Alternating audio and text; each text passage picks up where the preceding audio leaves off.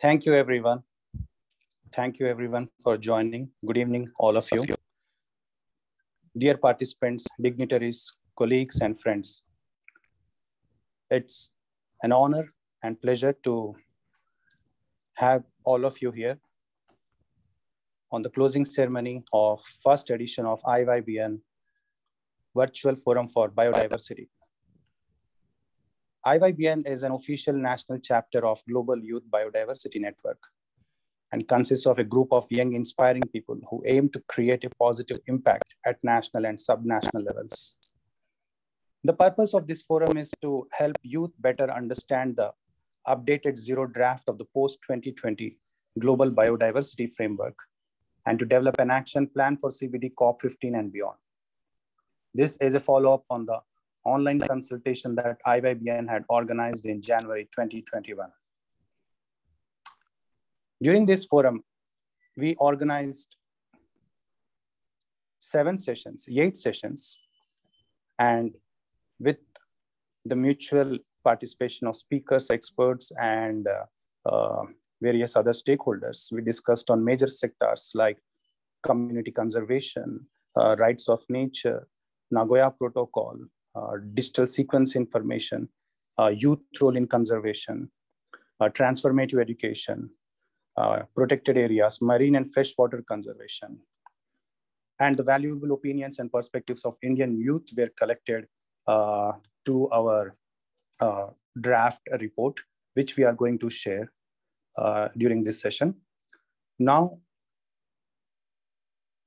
I request one of the students who participated in this forum. She wanted to share her experience of attending all the sessions. So it's my honor to introduce Angelina Tamang. Angelina Tamang, the floor is yours. Thank you very much for this. So, good evening, one and all present here. My name is Angelina, and by the way, happy Environment Day to all my friend eco warriors. So, I study in 8th grade at St. Michael's School, and I'm very honored you have given me the platform. So, climate change and depletion of biodiversity are the two major problems of our planet, and educating the youth so that they can address these problems is very important. I found all these sessions that I had very inspiring, motivating, and eye-opening.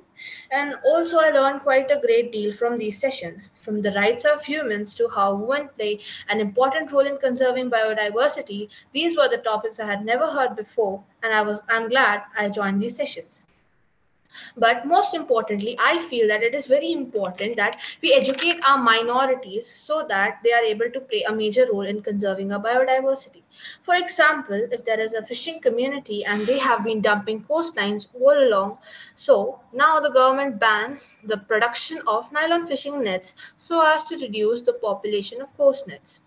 If we haven't educated our minorities, this problem is likely to occur and will lose many people of the jobs they have been doing for centuries. So, I feel that it is very necessary to educate our minorities before raising concerns in front of the government. So, our planet is exotic and beautiful, only one of its kind in the solar system. So, let's join hands in conserving this beautiful planet and our biodiversity for our future generations. Also, I'd like to recite a poem that I had written over the course of my vacations on saving our planet. Title of the poem is Why I Ask Why. Why I ask why, my call has no reply. Why I ask why, I let innocent animals die. Why I ask why, I can't ban plastic, hear my cry. No reply for a call for saving Earth's ball. We let it crawl upon us. That's why plastic dawns upon us. Plastic becomes humankind. No wonder someday you'll call it plastic kind. Why I ask the ocean chokes and cries. Why I ask why I let my innocent Earth die. Thank you.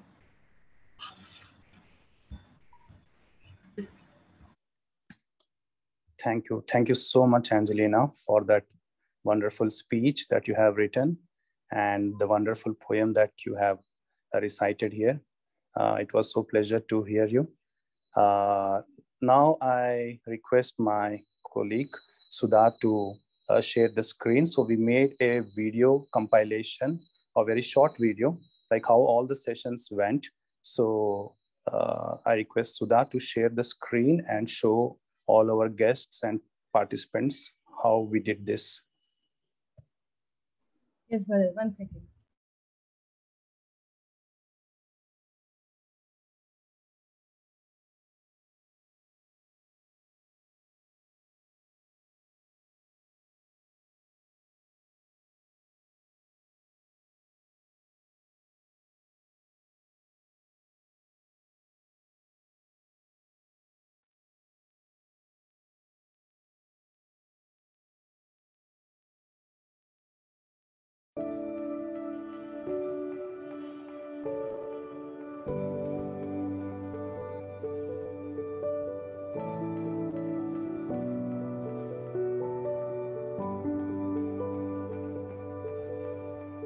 Opportunity to just welcome you all to the family. Thank you so much for joining this event. Thank you for being.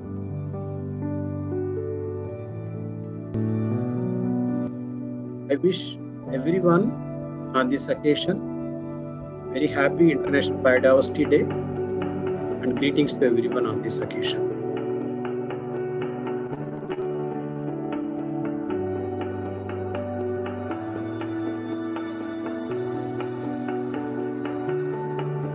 That is where I feel the government and the policy makers needs to create safe spaces and need to come up with laws and policies in order to protect the young people who are contributing and who are in the front line of the biodiversity conservation.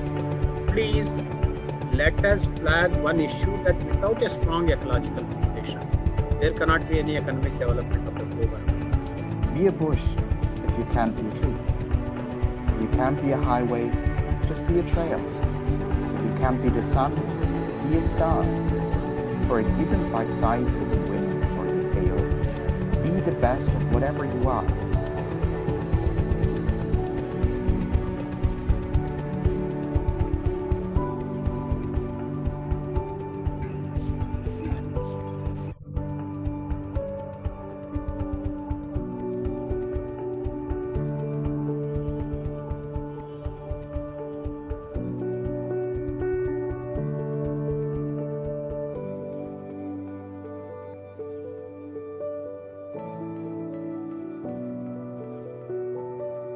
So much, and yeah, let's keep in touch.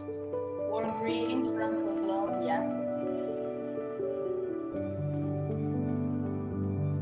It's very important for us, young people specifically, to learn about the grassroots realities. And for that, I feel platform like this is like really important in bringing us all together and learn. That I have so much faith in youth.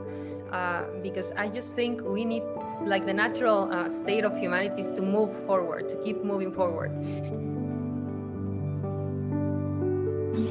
Biodiversity is not your commodity. It's not something you can replace. Homes so many bees, don't let them cut the trees. It's not ours to take away.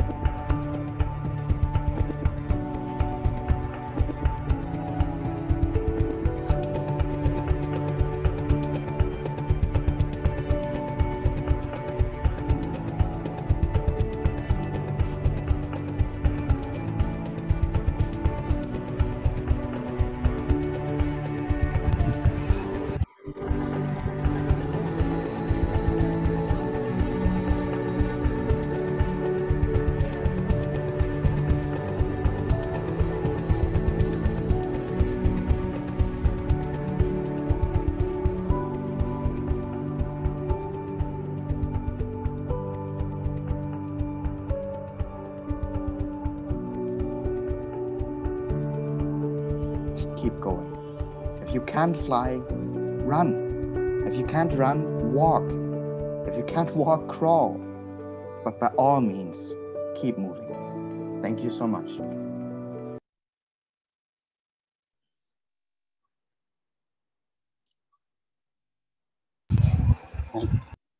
Thank you, Sudha. Thank you for that.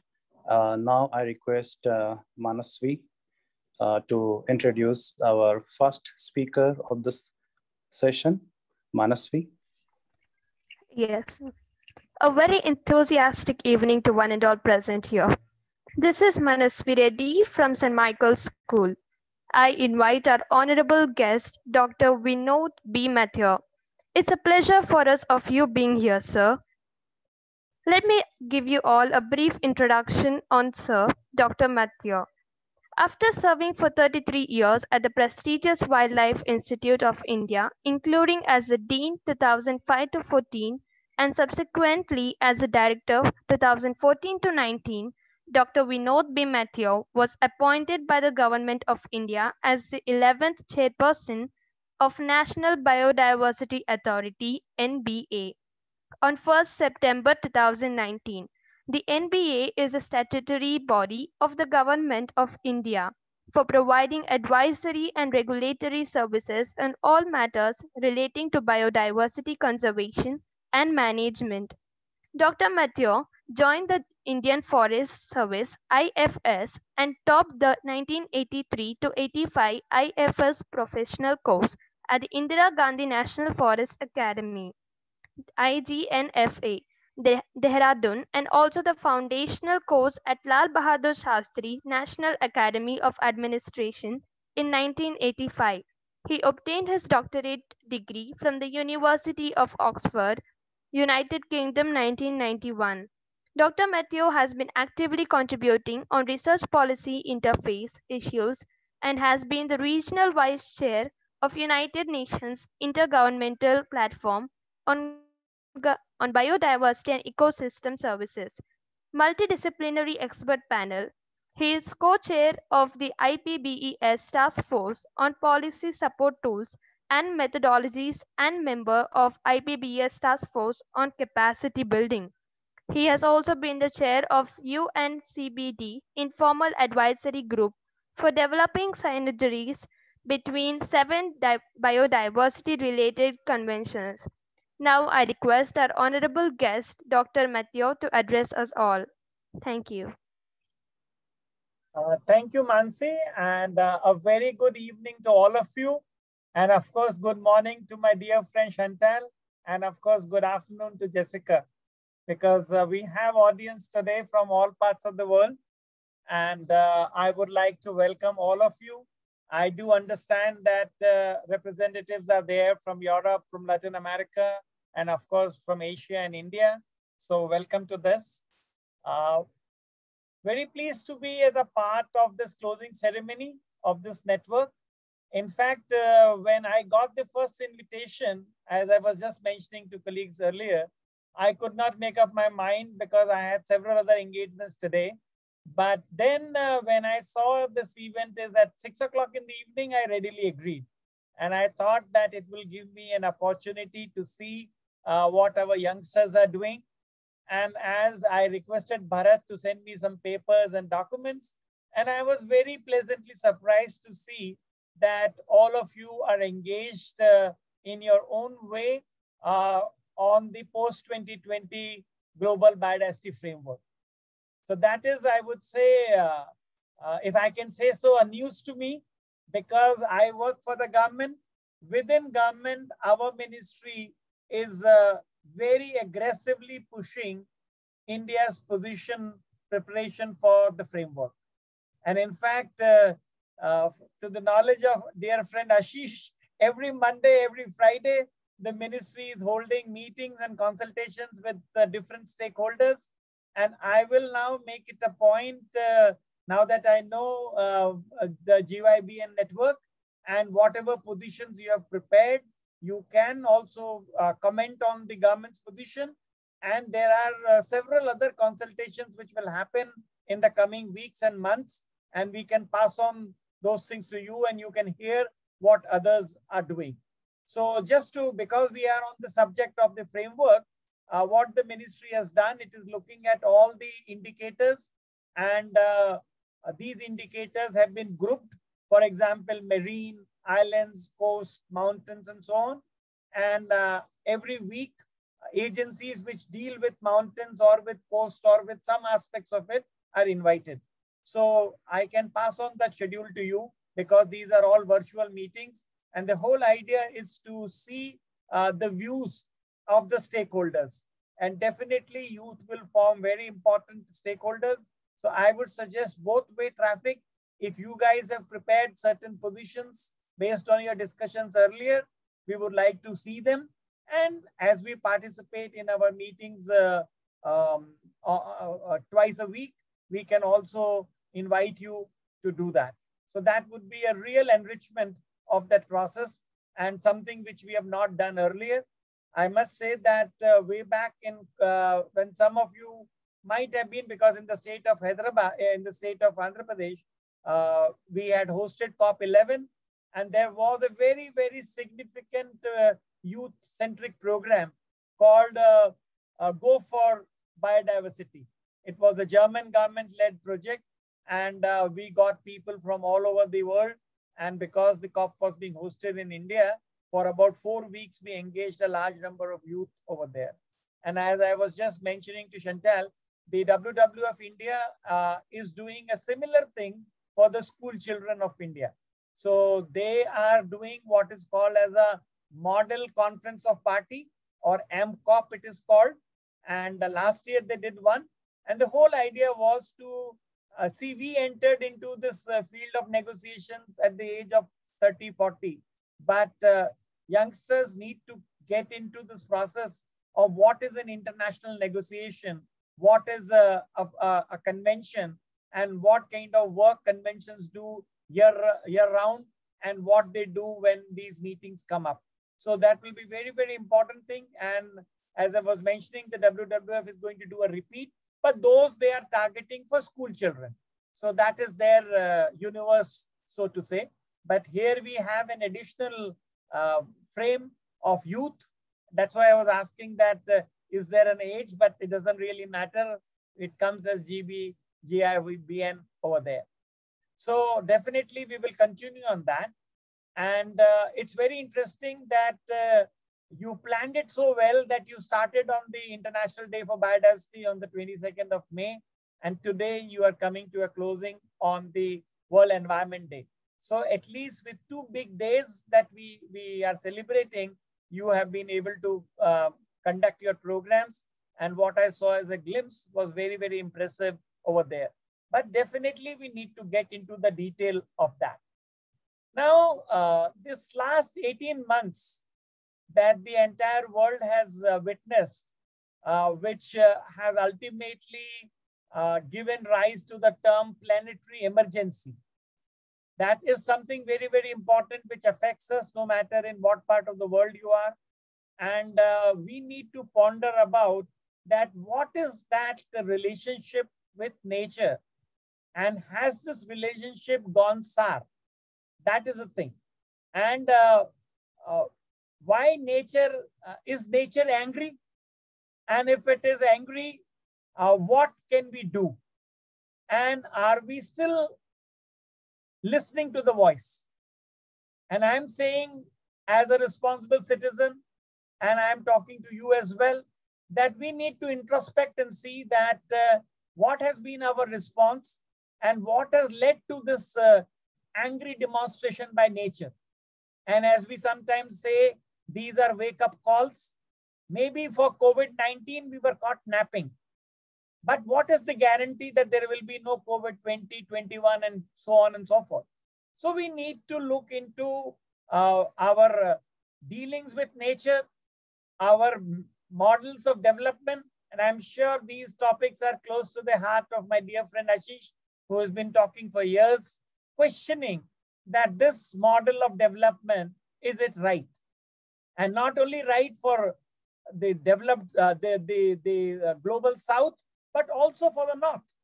It's everyone who is now facing the brunt of the COVID. So it's not that somebody has got away with it and somebody is suffering. everybody. So we need to find a collective solution. And if I can say so, to meet the revenge of nature. This is actually like that. It's like a Bollywood movie. After every little while, you get a fresh wave and you try and prepare for that. And then again, it comes back with a vengeance. So we need to look into that. We need to introspect. And fortunately and coincidentally, I would say that today we are also talking about the launch of the Decade for Ecological Restoration. And this is something which I want to get back to you again, that restoration is not something rocket science. It's a very simple things which we can do in the cities that we live, in the villages that we live, in the streams that we handle, and in the water bodies that we do. We can start thinking in terms of restoring them, adopting them, and very simple ways and means one can do that. And imagine that if we were able to do something to our water bodies, if we can take up and join our forces together, wherever, no matter you are spread over in all cities, there would be some mechanism to do that, a local NGO to organize yourself. But these kinds of restoration things is not something which we should, as a matter of habit, we push everything to the government. Not that being from government, I'm trying to push away my responsibility, but certainly the magnitude of task is so big that we need to pool our resources together. And it is not rocket science, it is common sense, common science. And when we are talking of restoration, it's not just that you need to get the help of forest department to plant trees, grasses. These can also serve as a very important means of restoring and getting the bird life back. And this is what has been our experience in the last 18 months, that when we have given a respite to nature, the nature has come back. Whether these are elephants on the road or tigers in the villages, everywhere we can see it bounces back. So this is what we need to look into that and make a resolve that we will move towards restoration part. Celebrating days are fine. Today, for example, we are celebrating World Environment Day, and I was saying that I've been participating, but celebrating a day is not enough. We need to do more. And that is where I would say that youths have to be the champions of nature. We need to work actively to look at this planetary emergency. And obviously, many times we feel very fancy with technological advances, which of course are needed for both science and society. But I want to bring in one more word, which you might have done earlier, and maybe Ashish will elaborate it further, the nature-based solutions. See, this is something which we need to draw our attention to, that nature has a lot of things to offer. It is not that our cement, concrete, and big machines that we need to look into in controlling everywhere. So this is what we need to change our focus. We change to look into different things which we were not, and see that how do we join forces. So these are some of the things I wanted to say, that nature-based solutions, they have a real way to respond to the crisis of climate or food or sustainable livelihoods. And all those things, when we say we need to build back better, is not going to happen if we continue with the business as usual scenario. So this is again a time for us. Now that you and I are talking here, we will have other opportunities also to engage each other. But I will use this opportunity to say that we need to look into innovative ways and treat our environment, nature better. And if I can use a phrase, no biodiversity, no life. That is what we need to understand. And if we take that resolve today, I'm sure we are going to bring in the transformative change that people are asking. So I will stop here. I have my other colleagues. I am also very keen to listen to other colleagues. But now that we have established this link, I will look forward for further engagement, and especially in the context of the global biodiversity framework. and we must hear from our youth that what is that they want to see the change, because this framework that will be developed now is going to be the framework for the next 10, 20, 30, 40, 50 years. Our active engagements are getting slowed down, but your active engagements are starting. So make sure that you make the best use of it. Thank you once again for giving me this opportunity. Back to you. Thank you so much, sir, for that very elaborative speech and explaining us what does ecosystem restoration means and how youngsters can contribute, and making sure that understanding the intricacies of nature is very, very important. Thank you so much once again, sir. Now I request Priyansh to introduce our next speaker, Mr. Ashish Kothari. Am I audible? So happy day and greetings to one and all present here in the closing ceremony of our virtual biodiversity forum. And it is my pleasure to introduce you all to Mr. Ashish Kothari, sir, who is one of our guests for today. He is such a man who started working from school days as a student to working as one of the founders of Kalpavriksh, an Indian environmental NGO. He has taught environment at the Indian Institute of Public Administration in the 1990s and been guest faculty at several universities, institutes, and colleges. He has been a member of steering committees like TILCEPA, WCPA, TEESP, which are committees of IUCN. He has served on the board of directors of Greenpeace International and Greenpeace India. He has also been on the steering group of CBD Alliance and ICCA Consortium. Ashish sir has served on the Indian government's expert committees to formulate India's Biodiversity Act and National Wildlife Action Plan. He coordinated India's National Biodiversity Strategy and Action Plan process as well. He has been an active member of people's movements, including Narmada Bachao Andolan and Beach Bachao Andolan. Along with it, he is the author or editor of over 30 books and over 400 articles. Today, Indian Youth Biodiversity Network is privileged to have you today with us. I would now request you to proceed. Thank you, Priyansh. Thanks, Bharat. Thanks to everybody to given for this opportunity. And thanks for being able to share a platform with some old friends and some new friends. So I'm going to build a little bit on what Vinod said. And of course, as Vinod knows very well, I am not very good at being diplomatic. So I'm going to be quite frank about things. But let me start with 3 slides very quickly. Just a little bit of trip down memory lane. I don't know if you can you see this properly?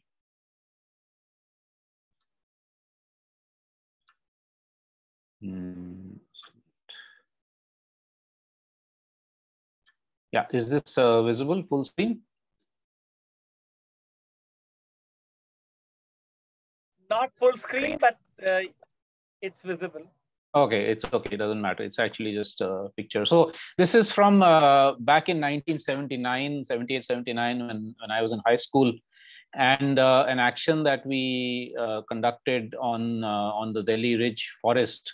I was growing up in New Delhi, and there's a very large, I think one of India's largest urban forests is in Delhi.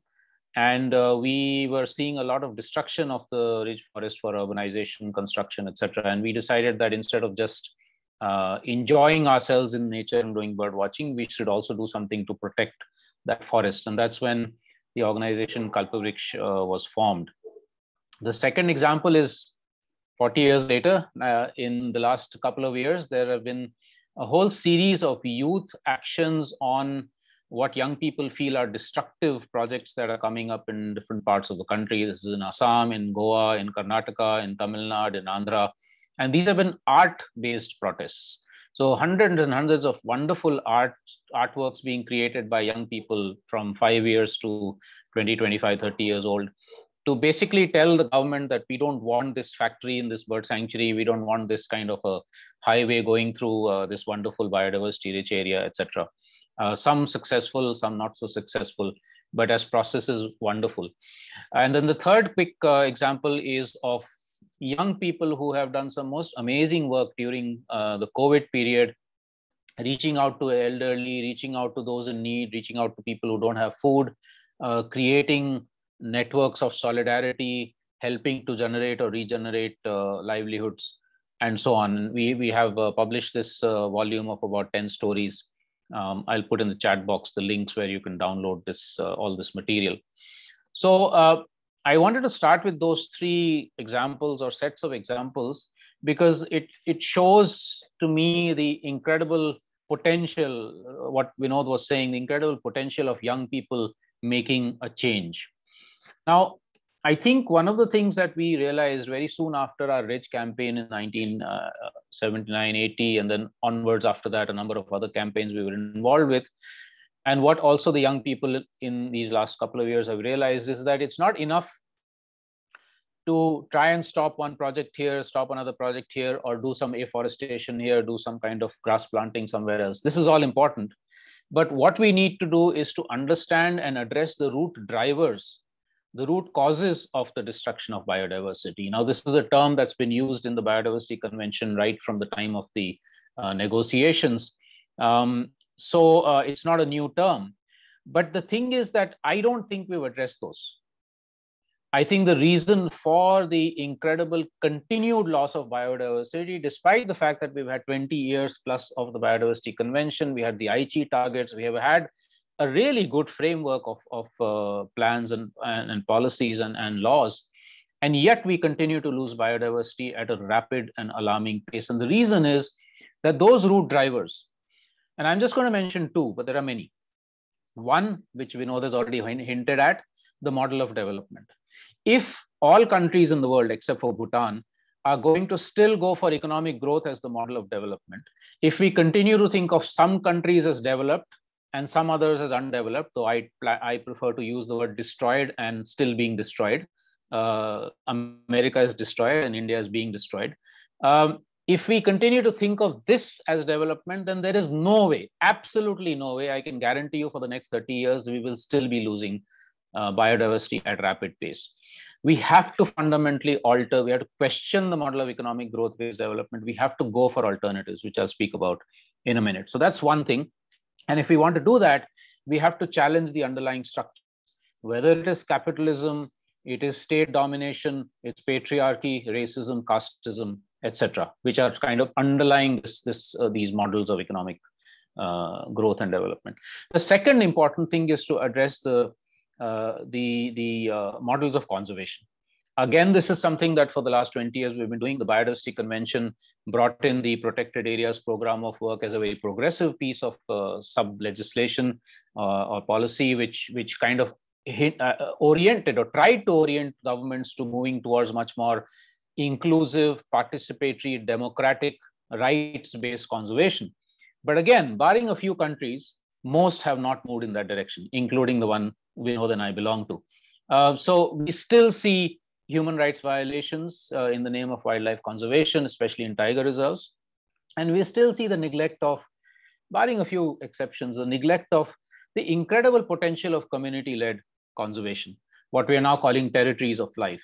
We've just released, the ICCA consortium released a report along with the CBD Secretariat, a report called Territories of Life, which you can all look at last week, which shows the fact that actually these community-led initiatives, territories, areas, may be something like 20% of the earth, much more than the official government protected areas.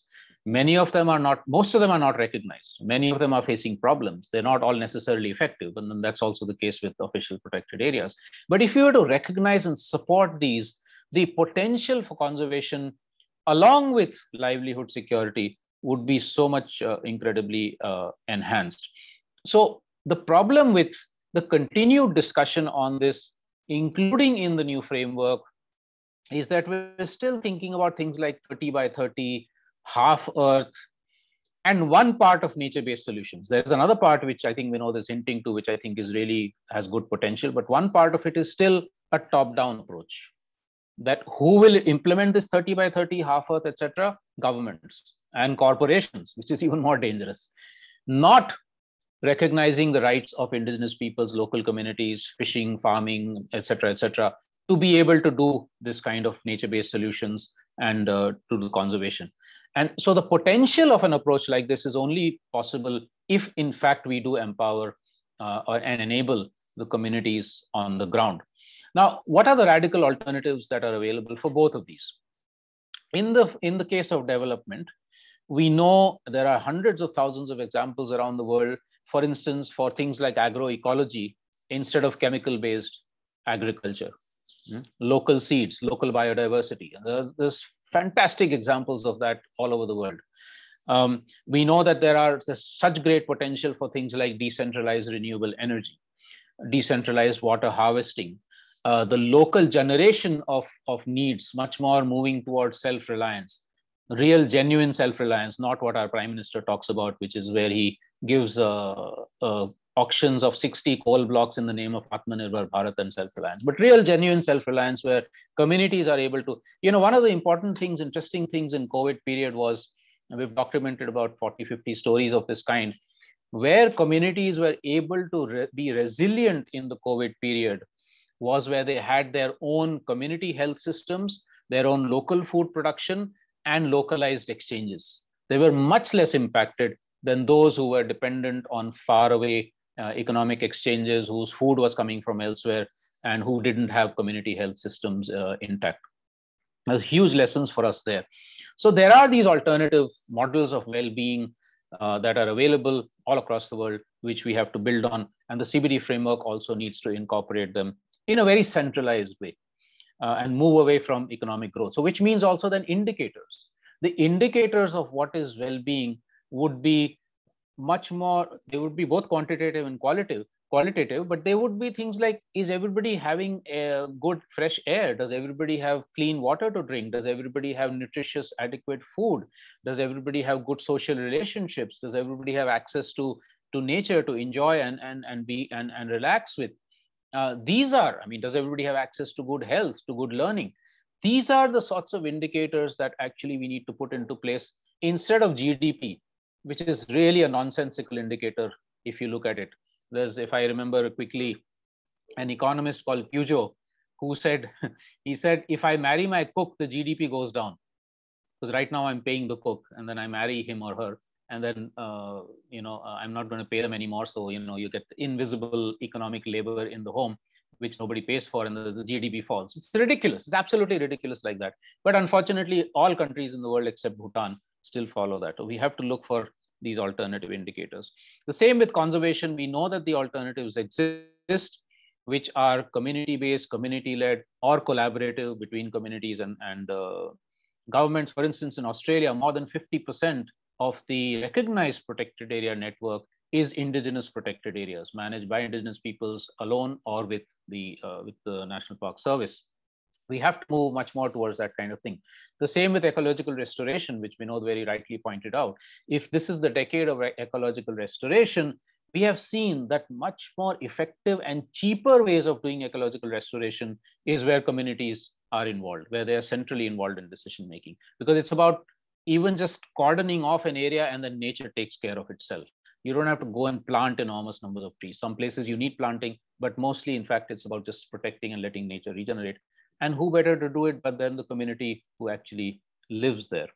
So finally, then let me say that I think both of these alternative models of well-being or development, if you want to call it that, and alternative models of conservation are based on 4 or 5 very, very important things. And I think some of them are coming into the framework, but they need to be center stage in any biodiversity framework.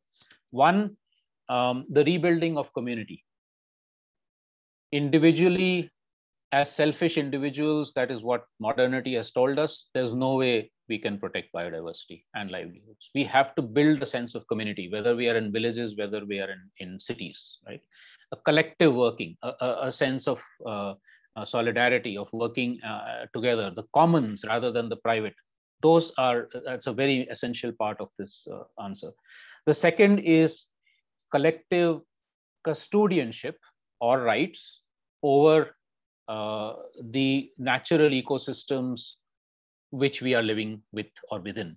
right? For instance, in India, the Forest Rights Act provides communities with collective rights over the forest, which they can then protect and gain a livelihood from. We have to do that with all the ecosystems, and indigenous peoples fight for territorial rights, for instance, is part of that. The third, bringing back an economics of caring and sharing, not the economics of money. So, for instance, if the role of women in the economy is invisibilized because there's no GDP calculations built into it, how do we recognize as being in fact far more important than the financial contributions that banks or corporations might be playing? How do we rebuild a sense of community in which you and I are able to share goods and resources and services without even necessarily using money? There's so many other ways in which we can actually do these transactions. How do we build an economy in which workers have control over the means of production? As an Adivasi, I have control over the forest. As a factory worker, I have control over the means of production and not a capitalist owner.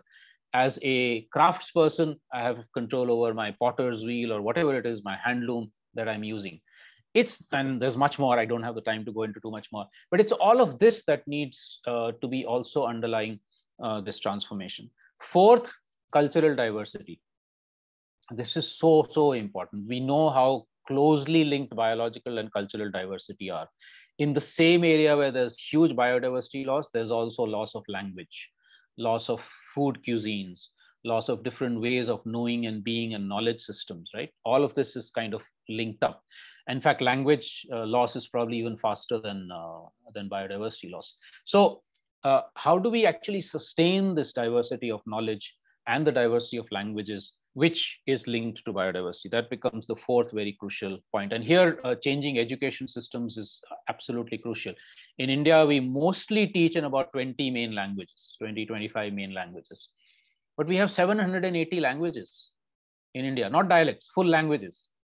In Himachal Pradesh alone, 230 terms for snow in the various different local languages and dialects that are there.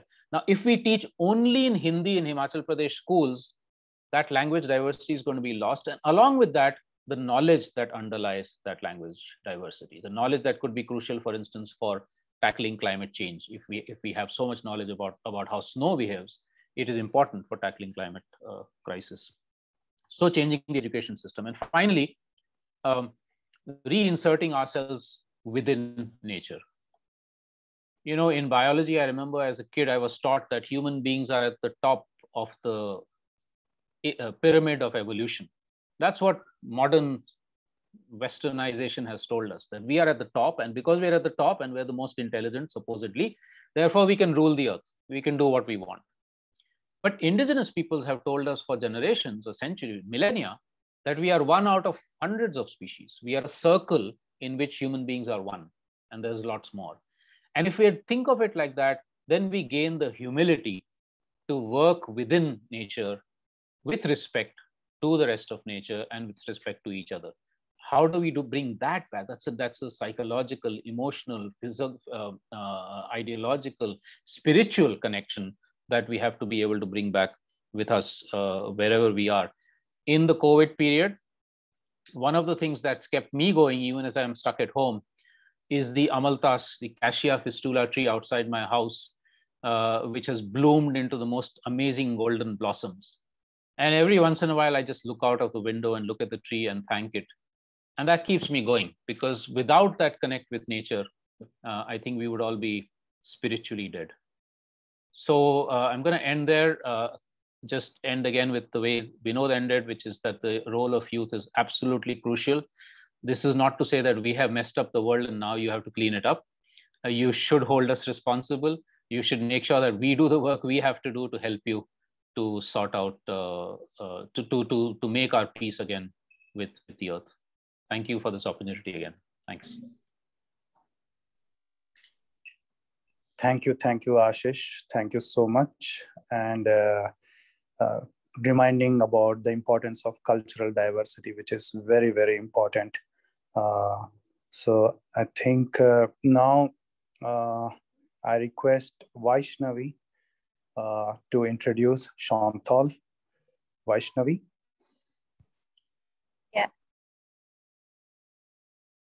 It gives me great pleasure to introduce our third speaker, Ms. Chantal Robichaud. Chantal Robichaud has been working at the Secretariat of the Convention on Biological Diversity since 2007. She works as Associate Program Management Officer on issues related to cooperation and stakeholder engagement and acts as the youth focal point at the Secretariat. Prior to this, she worked at the United Nations Development Program at the Tunisia Country Office and at the International Fund for Agricultural Development based in Rome. She holds a master's degree in international relations. She likes running, cycling, hiking, skiing, and gardening. And above all, she loves biodiversity. We deem it a privilege to have you, Ms. Chantal Robichaud. Now I request Ms. Chantal Robichaud to address all of us. Thank you, Vaishnavi. Really nice to meet you. It's really a pleasure for me to be here with all of you, and I'm very humbled to be speaking after Dr. Mathur and Mr. Kothari. I'm very happy to be here to meet you all the representatives of the GYBN chapters, of the GYBN Indian chapter, and of course to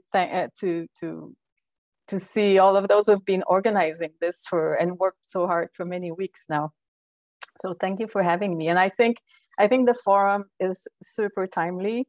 This year, more than ever, we're talking about board. I saw recently a survey by UNESCO that was released in March, where two-thirds of the respondents identified climate change and biodiversity loss as the top challenges, global challenges of today. To me, this is news. I don't think it ever happened before. It comes before violence and conflict. It comes before discrimination, inequality, lack of food, water, housing, employment. So there's a greater public understanding of what biodiversity is. We see it at all levels now. People are using the word nature, obviously, but they are using the word biodiversity more and more. It's a big step forward. I've been at the Secretariat only for 13 years, but I remember when we were planning for the strategic plan 2011-2020, and there was a lot of noise around it, but really in the biodiversity community. Now there's a lot of noise around the post-2020 global biodiversity framework, but I feel like it's beyond the biodiversity community. It's reached other constituencies. And I think that the forum is very timely also because, as you probably know, governments and stakeholders everywhere are now preparing for a series of meetings related to climate change, biodiversity, pollution, land, soil, food, and others. And that includes the IUCN World Conservation Congress and the meetings of the COP, of the Conference of the Parties to the CBD, of course, and the COP of the Convention on Climate Change and the COP on and the Convention to Combat Desertification as well, which might be a little bit later. But I see also that it's a great momentum for the forum to continue to make noise and to mobilize people, because there's also more than ever high-level political support for biodiversity. At the last September, at the UN Biodiversity Summit that was convened by the Secretary General, there were more than 85 heads of states and governments that signed the Leaders' Pledge for Nature, where they really committed to put biodiversity, climate, and environment at the heart of the COVID-19 recovery strategies, and also in their national and international development and cooperation strategies. So that support is also there, and there was a lot of corporations also making pledges at that moment. And of course, as you know, under the convention, and after more than 2 years of public consultations in which GYBN was very much involved, the governments are now really sitting down to negotiate the terms of the post-2020 global biodiversity framework, using important sources like the IPBES Global Assessment and the Global Biodiversity Outlook 5 and the Local Biodiversity Outlook, which I invite you to look at. to guide their discussions. And these reports clearly say, like what Mr. Mathur was saying, that business has, as usual, has to stop. So it really is referenced in science, this motto that things have to change, that transformative change has to come. And in that process, all stakeholders have been involved, of course, governments, but indigenous peoples and local communities, women, business, youth, academia, other civil society groups have been involved. But really, from my perspective, I think that youth has been one of the most active stakeholder groups of all in this development of the post-2020 framework. And and you're showing now that you want to continue doing that, and you want to continue to be involved until it is adopted at COP15. And what I find that, and that touches a little bit on what Mr. Kothari says, what I find with your forum and in GYBN forums also in other regions, is that you've been working together for days now. You've been working at defining your own priorities about, and you came up with important topics like transformative education, nature's rights, engaging youth, local communities, and specific topics that are dear to your heart, like pollinators, forest and marine ecosystems, digital sequence information, which is your future, really, access and benefit sharing. So I really trust that all these issues will be transmitted through GYBN to the CBD processes. But now I'm so pleased to hear what Mr. Mathur is offering to you. I mean, this is an opportunity of a lifetime. This is a fantastic entry point for you to transmit your priorities. And I trust that you will make the most of it. But what I find also in your community that you've created in the last 6 months with your consultations, is that you are really connecting among yourselves. You're creating a family. You're creating a community of young people who care. You're showing us, you're showing decision makers that you're doing it already. You're not waiting for decisions to be made. You're together, you're acting, and you're likely to continue to meet after the forum. You're likely to continue to think about projects that you can implement and that you could report results on at the next forum. If you have this idea of meeting again in the future, you'll want to report something that you've been doing. This to me is really at the core of transformative change. This sense of community and across countries and regions, you have people from all over the world. So this is really fantastic to me. And I'm not going to say much more. I wanted to touch a little bit on the Global Youth Biodiversity Network, but you know it so well. You know about all the work of the chapters, and I'm sure you're all going to continue to engage with them in the trainings, in the consultations, and in ideas for implementations and how you can take it back to your communities. This is really what has given the trust from parties at the CBD, where parties, when they hear young people speaking in the meetings, they know them from the ground. They know them from their work in the local communities. And so this is, again, a way of creating a culture of transformation and I think, as Mr. Kothari was saying, as a way of rebuilding a strong community. So I think, I really hope that you will all continue to work together after the forum. And already many actors have recognized that. They've given you space, they've given youth support, exactly like what Dr. Mathur is offering. And when you have the space, with your expertise, you are experts already. You can really mobilize yourselves. You can empower yourselves. It's not necessarily about others empowering youth. I mean, youth can empower themselves when they have the space.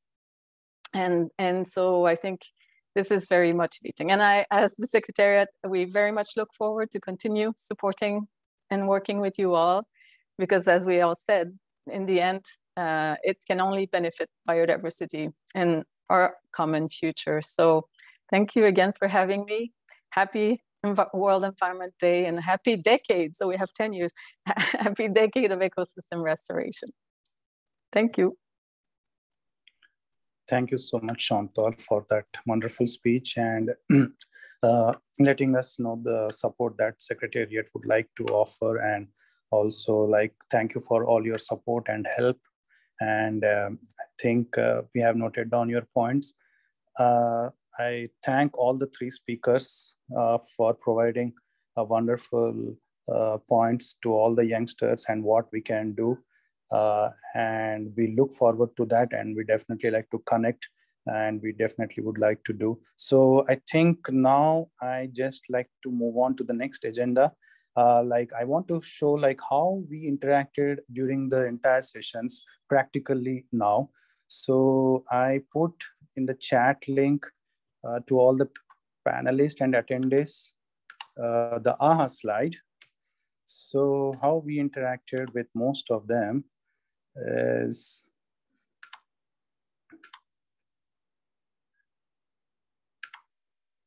I request all the participants to join AHA slide and share from which place are you joining the session.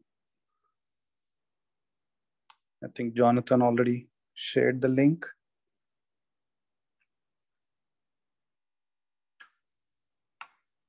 I see one response coming. Germany, Hyderabad. Germany could be Christian or Jessica. I can see Zurich. Nice. Come on. Pune, India. Nice. Bangalore, India. Bolivia. Hello, Bolivia. Chennai. Dubai. Wow. Telangana, India. Nice. Kerala. Canada. Wow. Andhra Pradesh, India.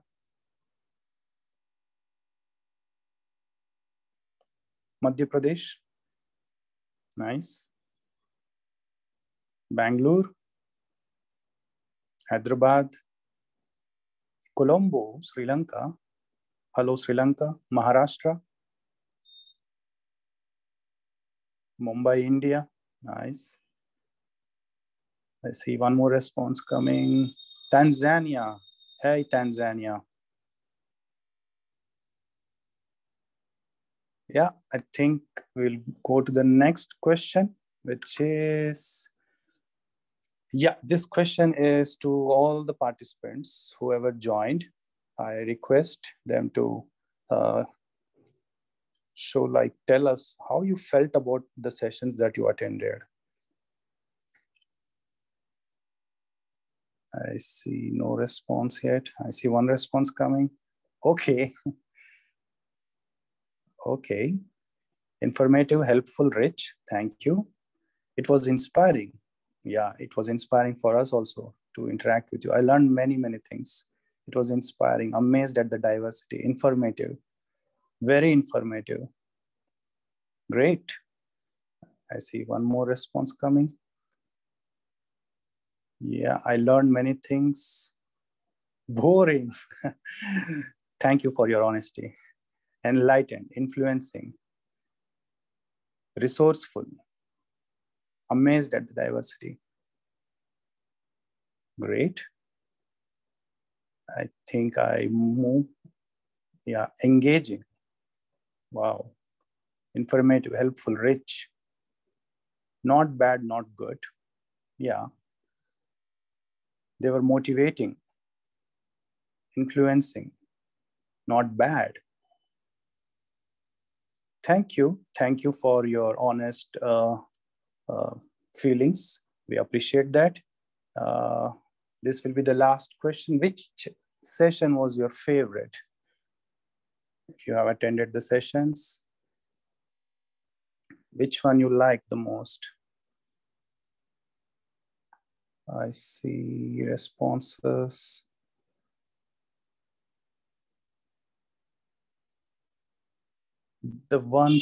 This one feeling very inspired and motivated. Okay, that's great. I think the credit goes to the speakers.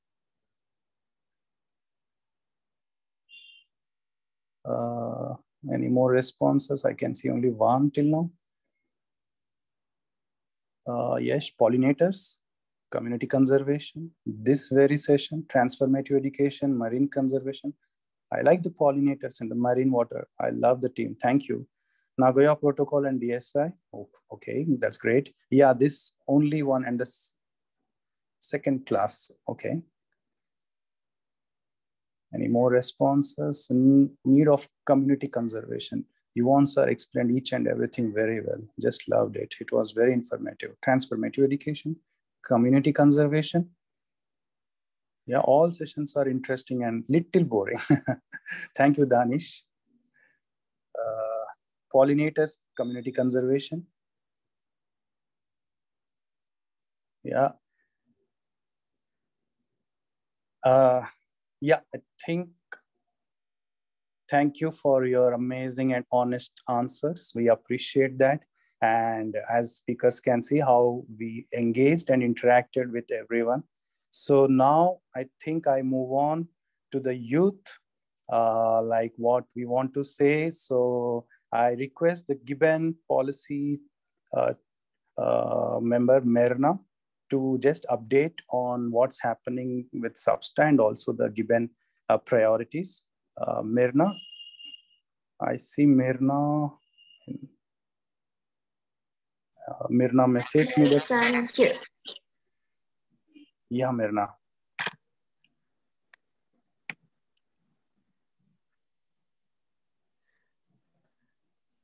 Sorry, I am logged in with 2 devices because I have connection issues. So can I ask for this device to be made a panelist? You want me to share the screen of your presentations? No, I can share the screen. Okay, now I can. Okay, great.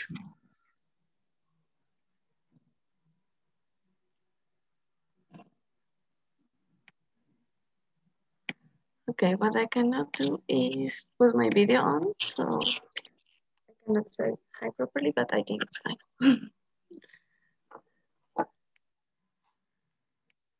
Well, you can see my screen, right?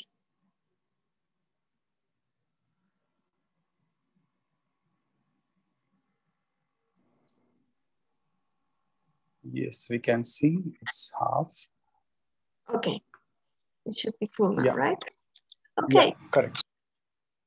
Well, hello everyone. My name is Myrna. I am from the GYBN policy team, and I will share with you a little bit what is going on with the post-2020 Global Biodiversity Framework and what are the youth priorities that we are going to try to channel towards these paths to the new framework on biodiversity.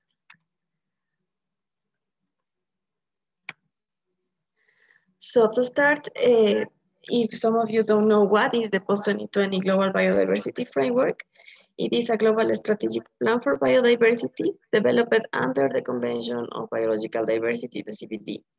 It is supposed to guide all the policies from the countries that are signatories to the CBD, which are all the countries in the world but the US and the Vatican. And with that, we are supposed to have coordinated action to halt biodiversity loss. This global plan is supposed to replace the plan that we had for the last 10 years, which was the strategic plan for biodiversity from 2011 to 2020.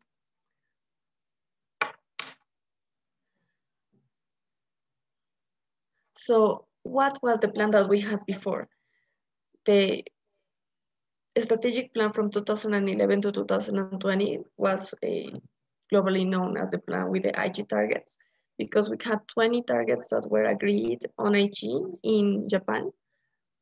And these targets were a very comprehensive way of addressing various drivers of biodiversity loss. It was a quite ambitious plan.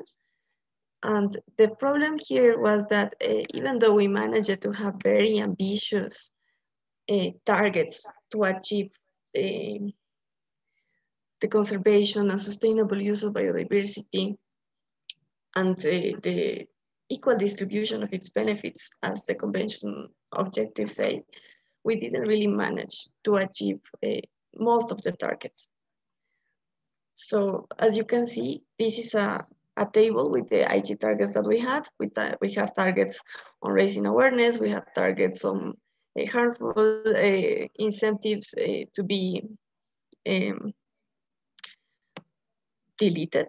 We had targets on protected areas, on protection of coral reefs, on invasive alien species management, on ecosystem restoration, on traditional knowledge, on financial resources mobilization. But as you can see, most of the targets had a poor implementation. So we didn't really achieve the targets, or moderate. So all of the arrows are in red or in yellow, and only few of them are in green. So they had something like a good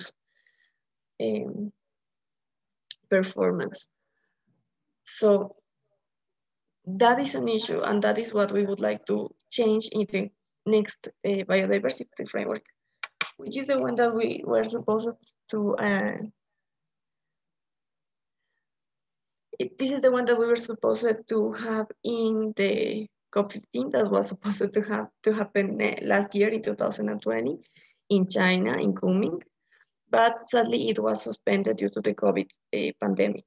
So now we are expecting this meeting to happen this year in 2021.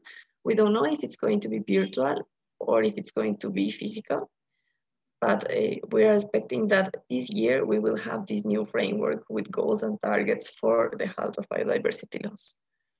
We have very high expectations of this framework. We expect it to be a framework for everybody, so it should be inclusive, and it should follow a participatory process on its development.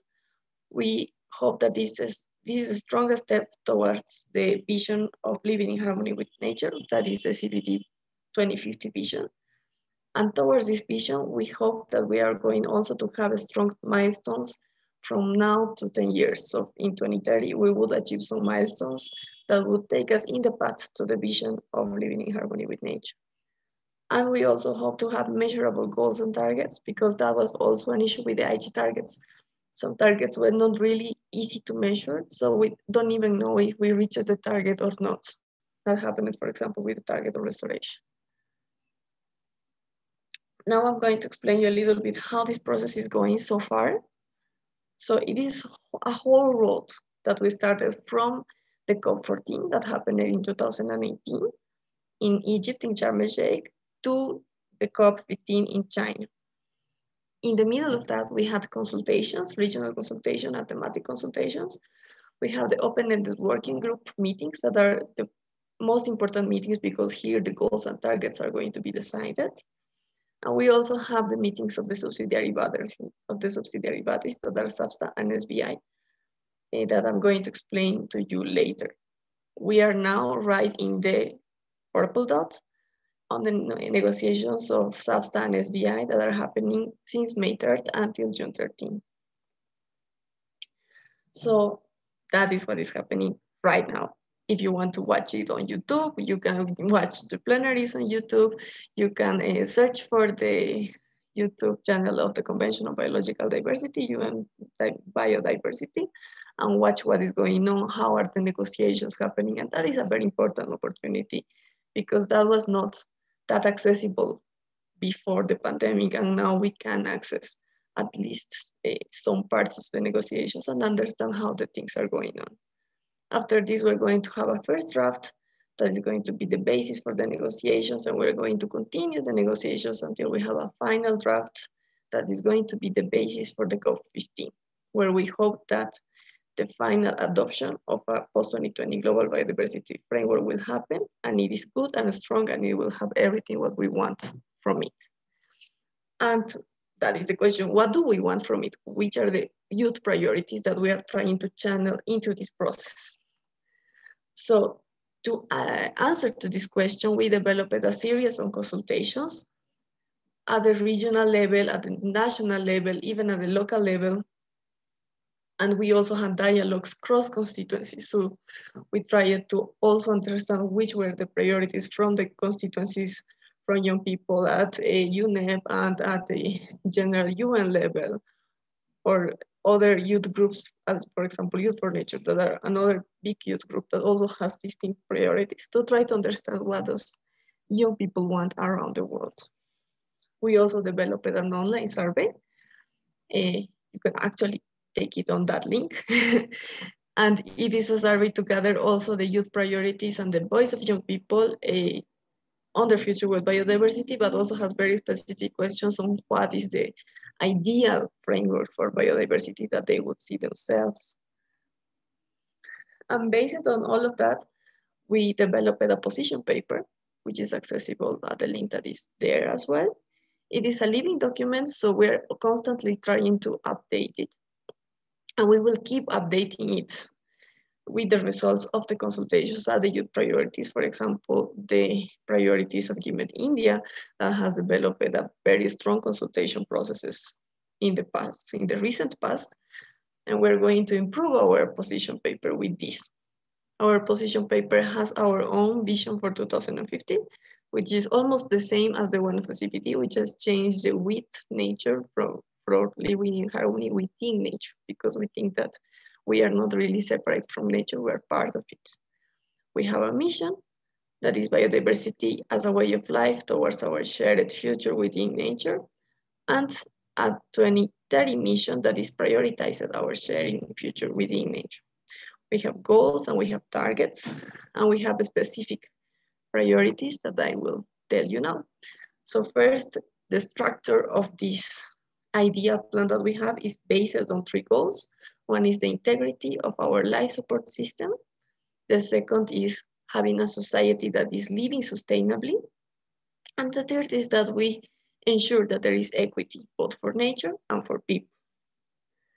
And along with these goals, we have 3 advocacy priorities. And these are the advocacy priorities that we are trying to mainstream and channel through all the negotiation text as possible. So one is the intergenerational equity and full and effective participation of youth. This is super important because we want not also to have young people recognized in many parts of the documents and in many targets and say that we are important, but we also want to be engaged full and effectively. So we want youth initiatives as the initiatives that are led by our chapters or by other youth groups to be recognized and supported, and if possible, mainstreamed within the efforts of the parties of the national governments that are going to try to achieve the next goals and targets. We also want a transformative education. We want an education in the non-formal education, the formal education, and the informal education systems that allows us to rebuild our connection with nature. So we want this education to happen also in an intergenerational way, so we can learn from other generations and also get closer to the traditional knowledge of indigenous peoples and local communities and understand how their way of life managed to conserve biodiversity for millennia. And third, another priority is a rights-based approach for nature and people. So we want human rights to be at the core of this agreement, but also nature rights, because these two are interlinked and are equally important. And finally, I'm going to give you a super short update on what's going on the formal negotiations right now. So right now we're having SABSTA and SBI. SABSTA is the subsidiary body for scientific and technical advice. So its purpose is to give technical advice on what to do on the post-2020. We have specific items as the post-2020 Global Biodiversity Framework itself that also happens at SBI, but we have more specific things as synthetic biology, marine and coastal biodiversity, invasive alien species, biodiversity and health, that now is very important because of the pandemic situation, biodiversity and agriculture, and the program of work of IPBES. And we also have the SBI, which is the subsidiary body for implementation. This is another body of the convention that focuses on the ways of the implementation, the means for implementation. So some of these are capacity building, resource mobilization, mainstreaming, reporting and review mechanisms. So all of this is how these things should work. So through all of these, we are trying to channel what I have showed you in the advocacy paper on different agenda items. We do this through text proposals. So whenever we can see that there is a space to put something on intergenerational equity or on transformative education, we develop a text proposal. We draft statements in the plenary for the plenary. So we have youth speakers that are saying our statements about our priorities in the plenaries. We do lobbying as much as we can. So lobbying is trying to talk with different parties so they can also advocate for our positions. We have national advocacy as well.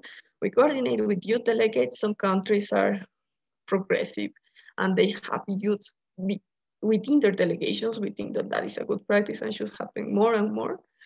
And we do campaigns guided by our youth positions.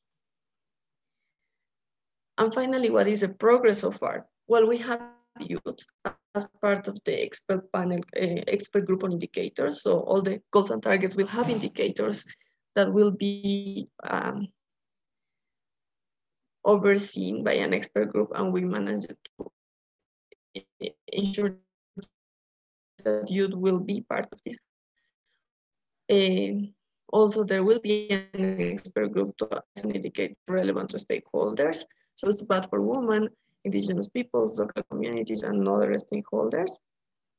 We have approaches on intergenerational equity and youth all over for women and indigenous peoples and local communities as well, because we want these right holders to be recognized as much as possible within the framework.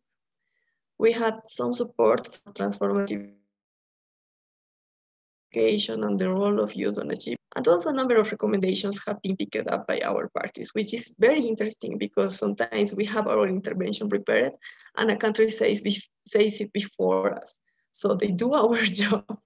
And it is funny, but at the same time, it's really good because we know that they are already taking into account our priorities and we don't really need to say everything all the time because the parties are constantly reminding these things. But also there are many challenges because connectivity issues are very complicated because we don't have equal opportunities for internet connection. My internet connection, for example, is really bad. But it happens for many countries, especially from the global south, Africa, Latin America, sometimes some Asian countries, disconnect and connect and lose time from the negotiations. That happens also to us. There is little time for interventions for stakeholders because the meetings are so tight that sometimes there is no time for the observers to intervene. So we have our intervention and we don't manage to deliver, and it is a bit frustrating. And also we don't have the opportunities we would have to lobby in a formal negotiation that happens face to face because we don't have meeting corridors, we don't have coffee breaks, and we cannot really approach the delegates, try to lobby them. So we need to be creative and try to approach our parties in different ways. So for that, all of you can help us and try to spread as much as possible all of these messages and all of these youth priorities. So hopefully it will reach the right people and we will have more voices advocating for our priorities in this post-2020 global biodiversity framework. It is a unique opportunity for us. We won't have another framework, another 10 years to rethink our strategy because ecosystems will be lost by that time. So that is why it is so important that all of you engage with this. And we invite you to see what GYBN is doing, to be engaged in the policy team and let us know if there is anything we can explain to you. I think that with this I finish and I thank you for your time. Thank you. Thank you so much, Mirna. I think, like you said, the participation of everyone is very important and the support is very important. And on that note, I want to now tell you, like when we started this, the idea of this forum was we had several consultations with our coordinators, and we thought of creating a forum in spite of the pandemic challenge here in India. But I think it's a collective effort. So we believed in the concept of inclusiveness. So we have in our forum from a 11 years old child to a above 60-year-old, from an NGO to a government employee, from a private sector to a government employee, and we have like multi stakeholders participated, and we got like around 130 registrations, and I can say that in every session there were more than 60 participants. So as we want to be as inclusive as possible, that's why when Mathur sir asked me what is the age limit, I said there is no age limit. We are as inclusive as possible and involving everyone in this. So on that note, now this is the time, like what are the recommendations that we have during this forum? We would like to now share those recommendations with speakers and with everyone. I like to request my colleague Shruti Ajit to share the session.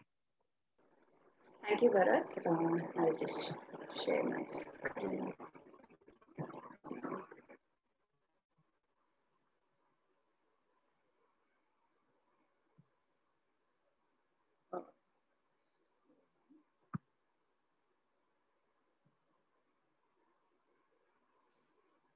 So, as Bharat had shared, this entire thing was done over 2 weeks, and we had a series of sessions which amounted to up to around 11 of those sessions, which included the opening sessions and subsequent ones based on the various topics that Meena just shared with us. So we recognize some of these are something which is an important point for us to discuss and receive recommendation from through a consultative process. So these sessions were then curated to have people who were experts in those specific topics to come and share their experiences, their understanding, and then have a kind of question answer, which kind of then created a conversation around those topics. And through that, some of the things that came about.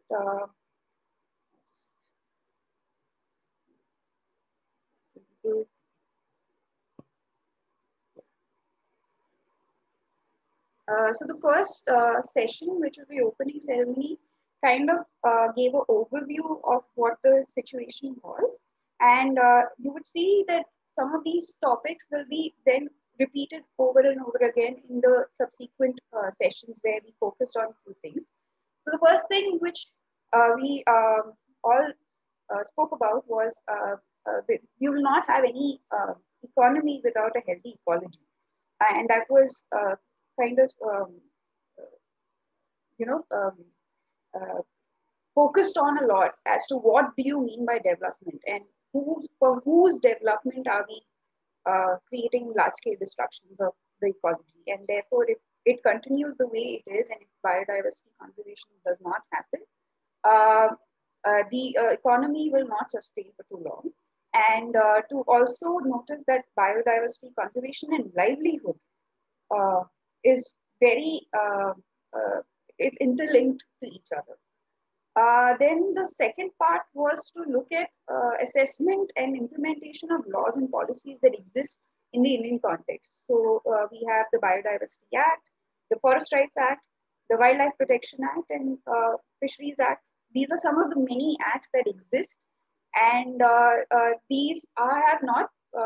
If you look at the way forests have been diverted, the way mining takes over, the way large-scale industrialization is happening, we see a lot of blatant violations of these laws. So another thing was to look at how these laws have been assessed and implemented on ground. Of course, the role of youth have been, because this is a forum which focuses on youth, it has been repeatedly focused on how youth can have the power to work at grassroots level, and they also are the ones who are questioning the things that are at hand.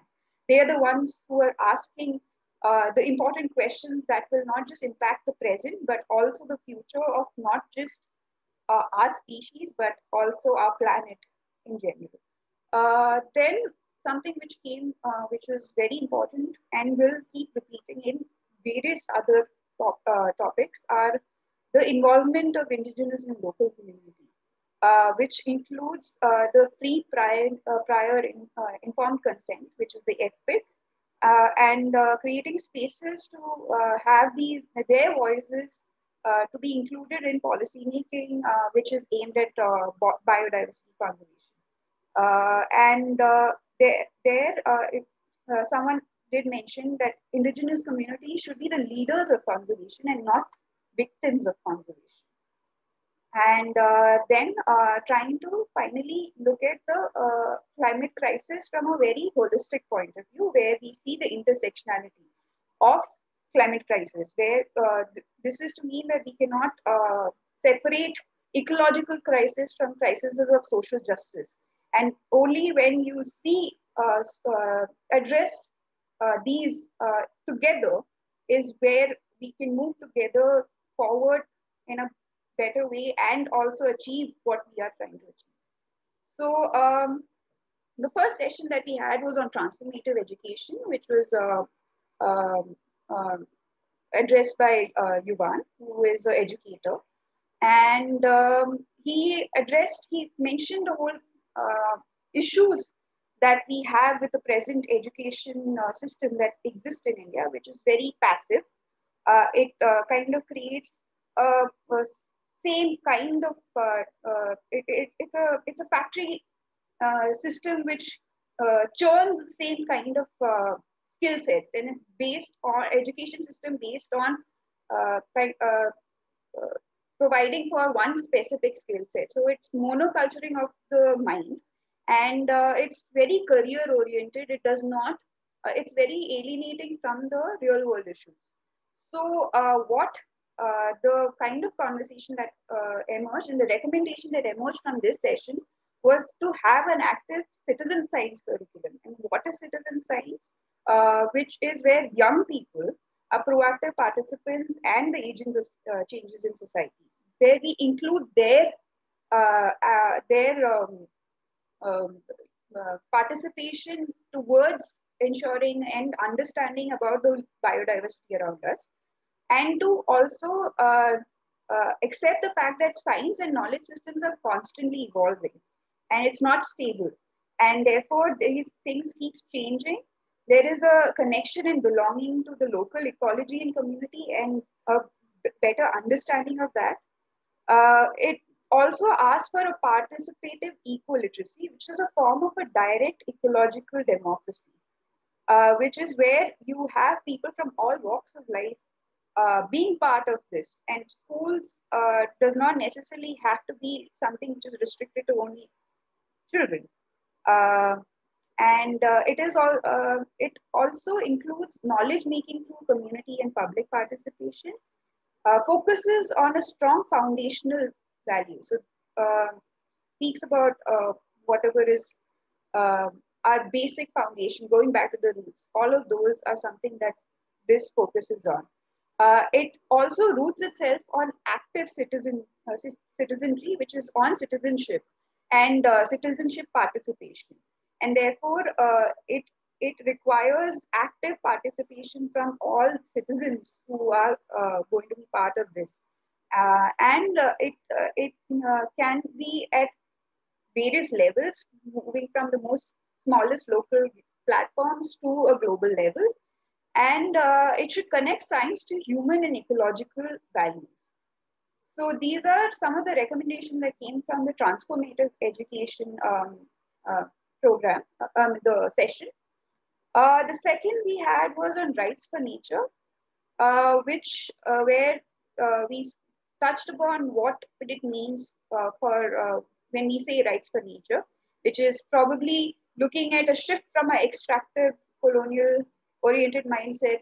It roots itself on indigenous and nature dependent community, and where and Ashish and Meena and all of us have mentioned in the past about how humans are part of rest of nature and not the topmost person itself. And nature is alive and thriving.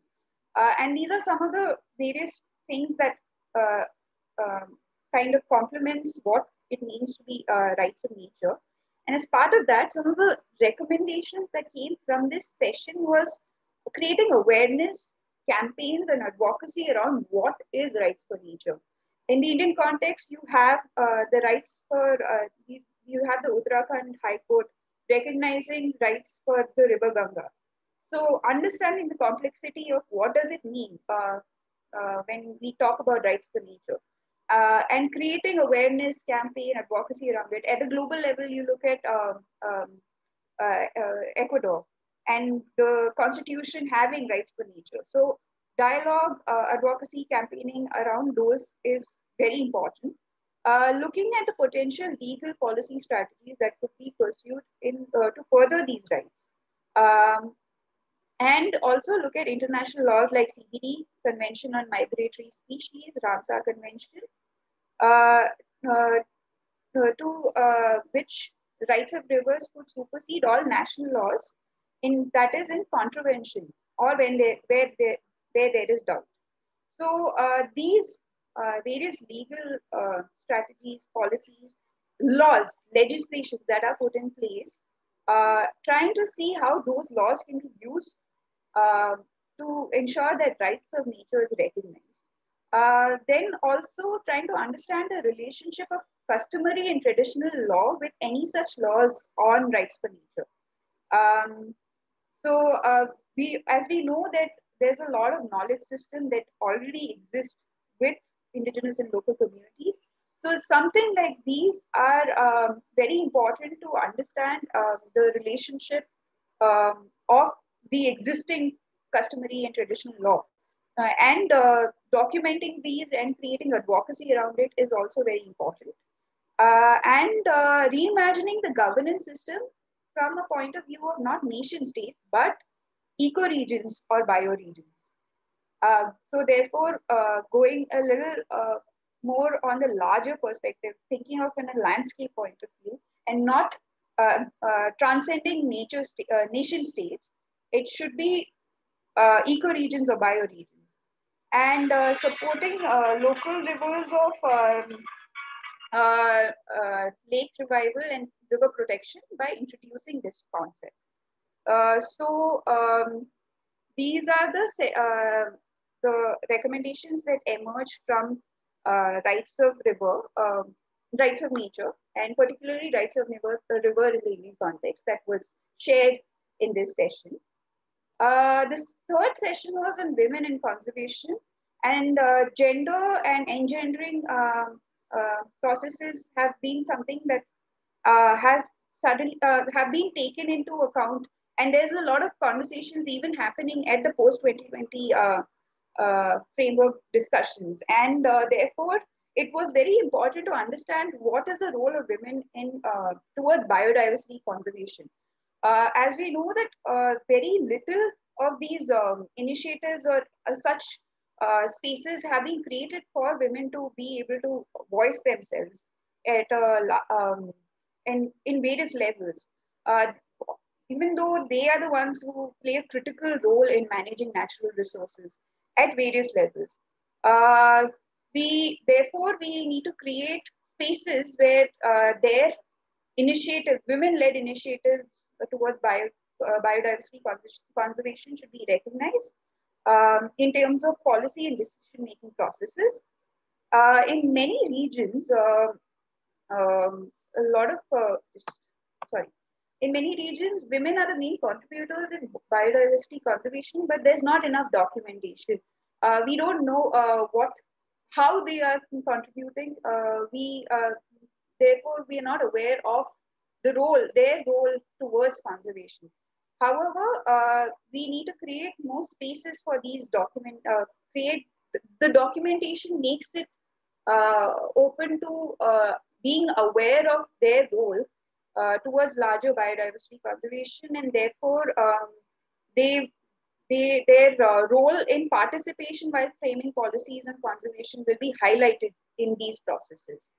And it's not just environmental instability, but they are the ones who are the most distressed in cases of even disasters. And despite these challenges, we have seen examples of resilience, especially from women, and adaptive strategies, like in the case of COVID, where Ashish had mentioned about certain examples, where it's mostly women-led, and how they've managed to stay resilient in these times.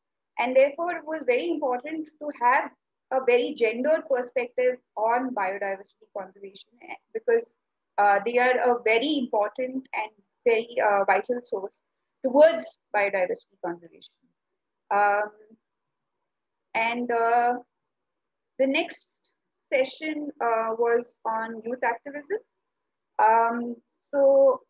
We had people, 4 of which 3 were from India and 1 from Germany, who had shared their experiences on how, what they went through when they were arranging a campaign, and what kind of challenges they faced, what were their success stories. So something that they shared was youth are conscious of the campaigns that they do it, and therefore they work as a unit.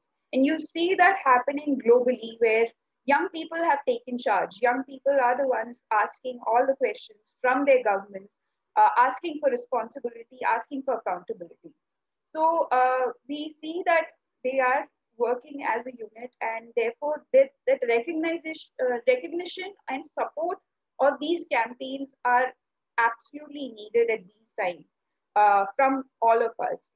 Solidarity is needed to be built, and the kind of we need to provide the recognition of the kind of questions that they are asking. And the youth believe that greed is one of the contributors of biodiversity loss, which was also shared during this session.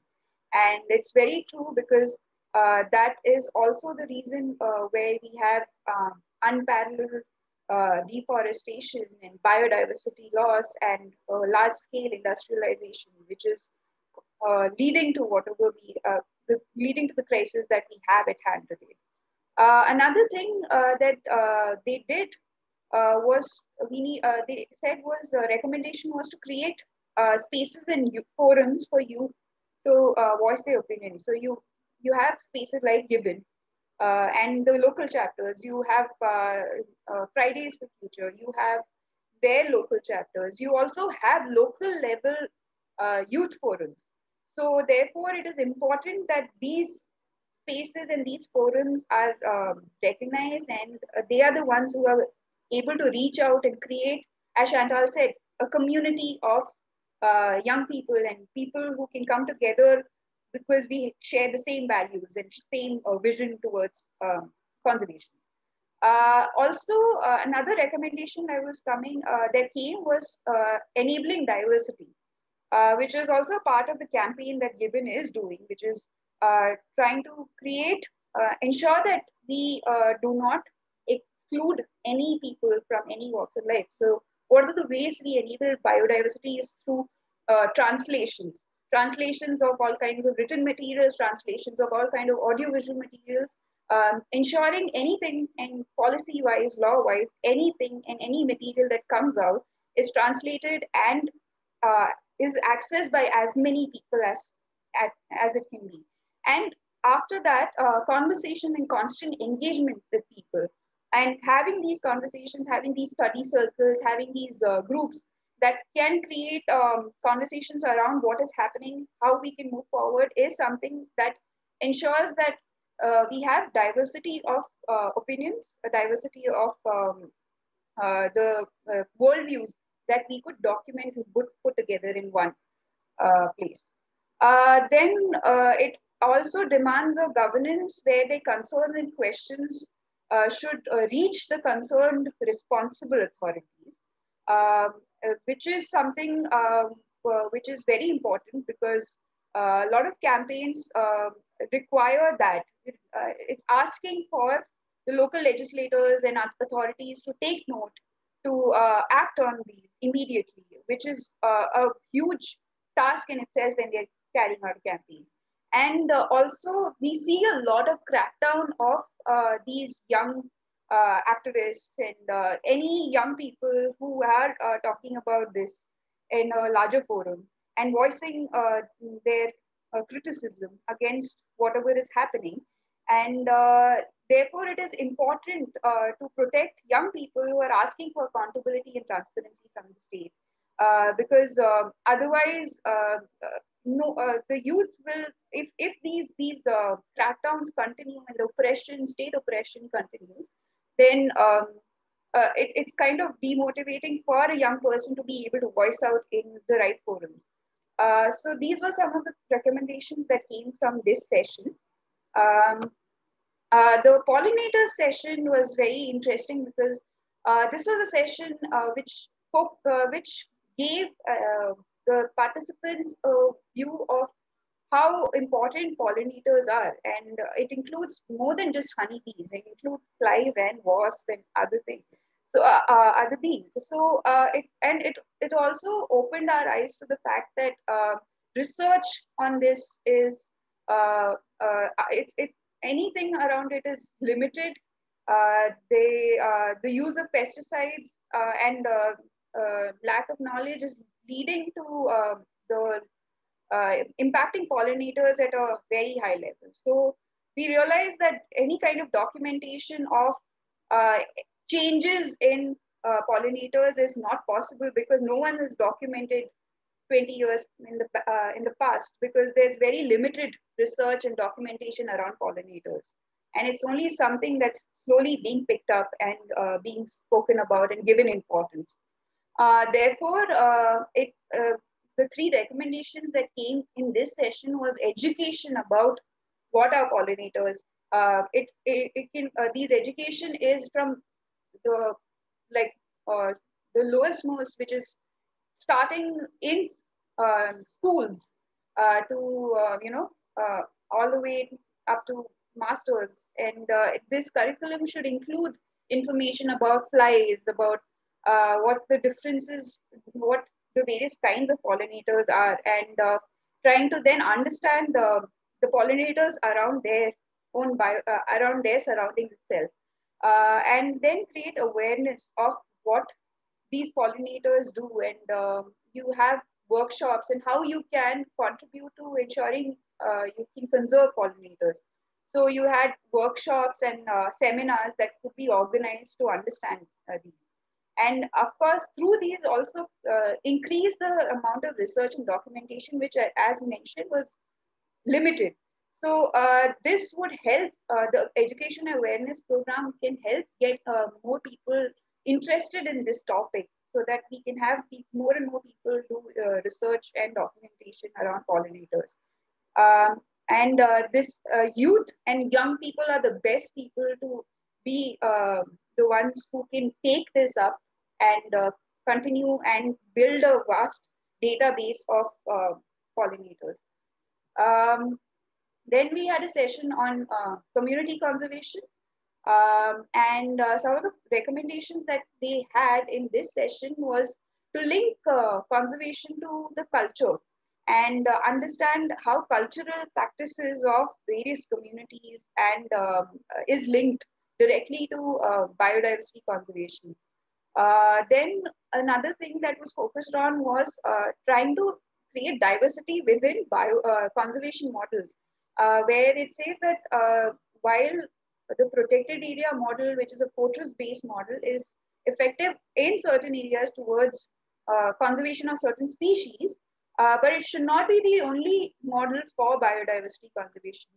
And we should also look at spaces for coexistence and look at a more landscape level form of conservation, something that could include and have community-owned, community-based conservation, which is more inclusive and democratic. And to move towards that, it might have things like recognitions of their rights and rights-based kind of approach towards ensuring communities also have a voice towards decision-making bodies where in various conservation forums. Then accountability, advocacy, and support, which is we found that there was a lack of appropriate recognition, lack of political and legal and economic support to the indigenous communities. And therefore, this should be addressed at various forums and at various levels, including local, national, and global levels.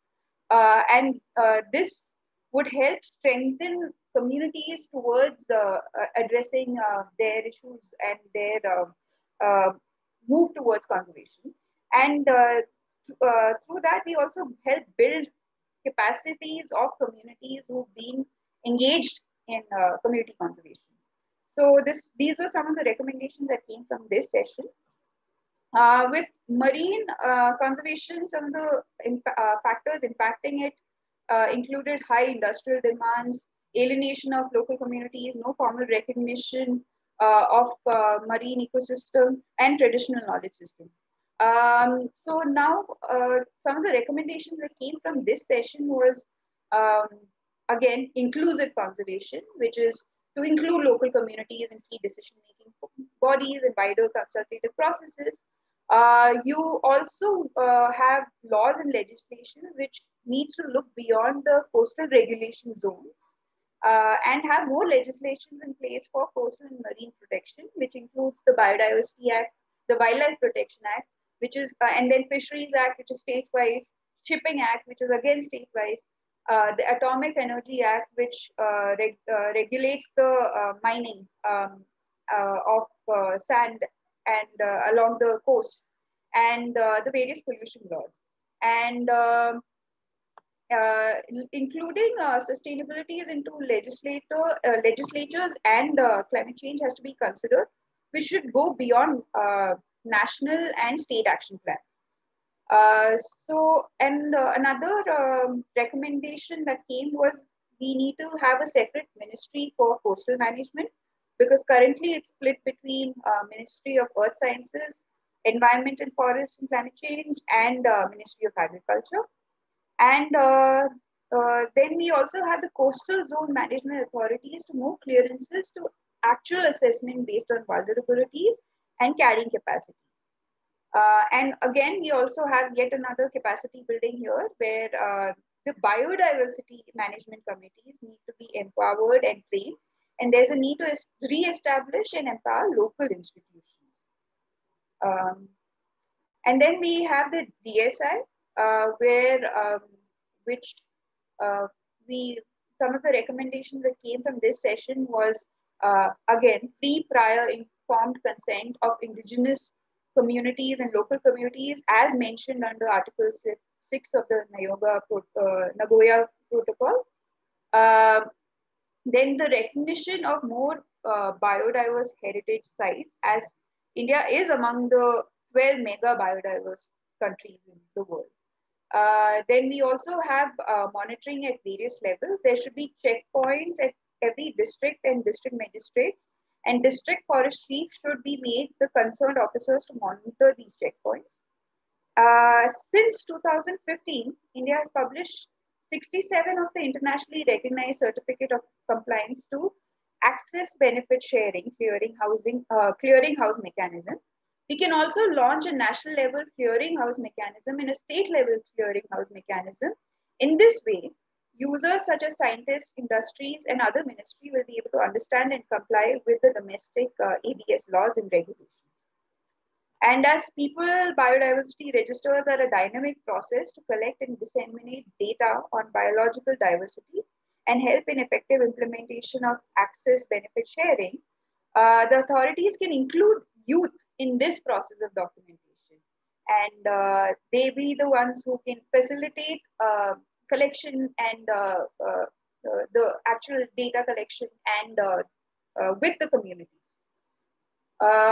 Then we had 2 informal sessions on people who are storytellers, who are also filmmakers and artists. And we realized that storytelling is an important medium for biodiversity awareness, biodiversity conservation awareness. And therefore, it is very important that we need to create spaces for artists, filmmakers who are documenting stories around conservation and nature. And we also therefore help create these spaces and publicize about their work in a larger forum through film festivals, biodiversity film festivals. We could have smaller sessions, poetry slam sessions that could help. We could also have painting competitions that could help create some kind of awareness and interest towards biodiversity conservation. And also ensuring while all of this is happening and we create spaces for this, we also protect their rights of free speech and expression. I think with that, I'm going to stop. Thank you all.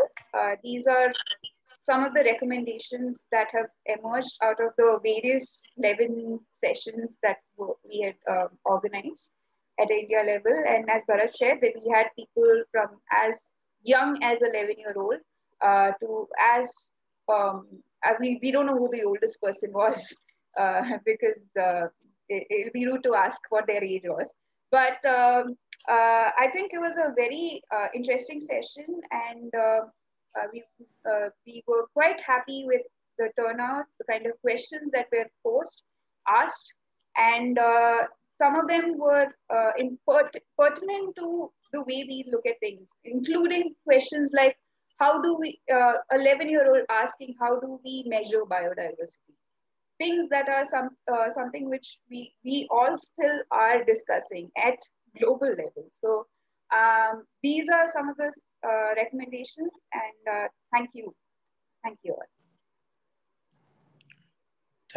Thank you so much, Shruti, for explaining quite well and sharing all the virtual session contribution recommendations to our guests from around the world and to also the key speakers. So now I think just like 1 minute, I just want to share this amazing video. Like you might be wondering like how we got so many of these recommendations. So I request Sudha to just share this 1 minute video to show like how we got some of these recommendations also.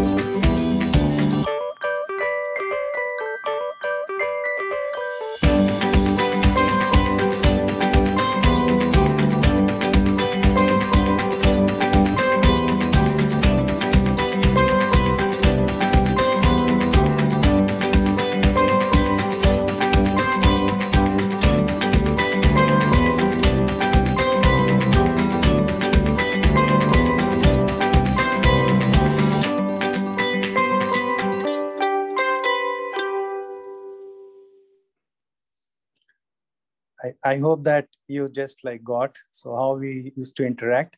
So we used all the technologies and all the like virtual things to interact with our participants in a different way. Now I think we have some youngsters from around the world, as like we believe in the whole world is one family, and I say like we believe in inclusiveness. So I just like we have one of the speakers that wants to say few words, and I think he is actually a politician. He's from the Indian Youth Congress. He's a general secretary. He actually did a cycle campaign for nature conservation, participatory democracy from North India to South India in 100 days.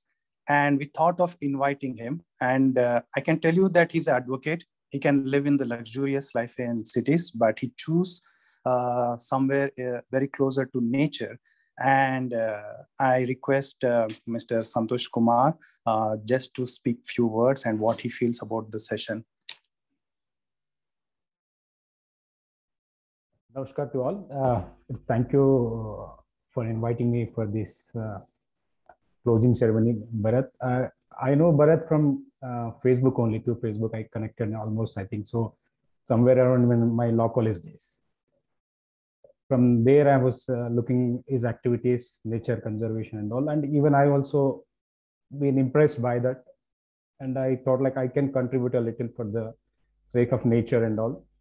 That's why I used to observe the activities of Bharat and then Global Youth Network, how you are all doing. I'm very happy that this virtual sessions you have held from 22nd to this day on Environmental Day, how these activities have taken place and what all wonderful outcomes are there. That is, as a youth leader, as a young leader of a opposition party of the India, I should learn this all, what you have been wonderfully brought towards. Like these things should be learned by all the young leaders, irrespective of parties. And we need to carry forward for the future, actually, how the future generations has to, like, we are, as Mahatma Gandhi ji says that we are just only the, I'm sorry, my Hindi and English is a little bit poor. We are just caretakers. Like I'm not getting the exact word. Just we are just caretakers of this country, or this. We have to give it for the future generations. What we have learned from the older generation, what they have given, legacy they have given to us, to carry forward the same to the future generations. And we should just we use the resources how it are there, and we should give it back to the. But we are all destroying this especially the past. Like I don't know. Like we are going for development. In the name of development, we are spoiling our resources. And we, in the name of development, we are all wonderful acts. We have wonderful constitution. We have Indian constitution and all. But somehow or other, it is like even being a politician, I'm sad to accept this truth. And also, like we are, some are becoming like we are like many major ministers, and even irrespective of parties, like there are some people where like we were not in the name of development, we are just agreeing for the, and we are breaking the laws, or else we are changing the laws to give them access to the, as our like Ashish ji has told, Kalpavriksh, like 90 mining industries have been now going to set up, which will damage our very best forests of central India, especially Madhya Pradesh and Chhattisgarh. In fact, sorry to say, even our government is there in Chhattisgarh, and we are also pressurizing our government in Chhattisgarh.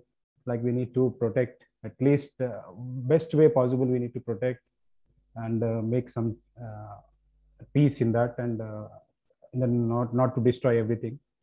And I toured in Chhattisgarh especially a lot because of my work as a young leader of party. So I have gone to Hasdev River. Hasdev River is one of the big agricultural, like forest area there. We are like that has been destroyed because of coal mines and all. So now there is a human and animal conflict is taking place every day. Like elephants are coming out of the. It was actually an elephant corridor. Elephants are coming out and getting into the villages and destroying the crops and also houses of the Adivasis in that area. So that is become a major disturbance for even the major concern for the people. Like many people are losing their lives and all. This type of things are there. Like minimum, small issues are there. Like these are major issues, and minimum common sense. Like I should say, like common sense. Why we are not using it?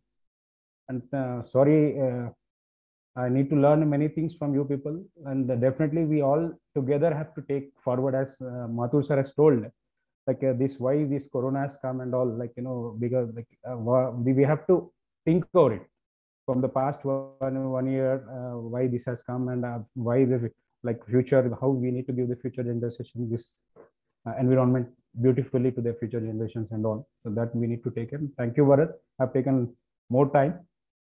Thank you for this wonderful thing. It's really nice to listen very honestly. Like I know very few politicians will talk like you.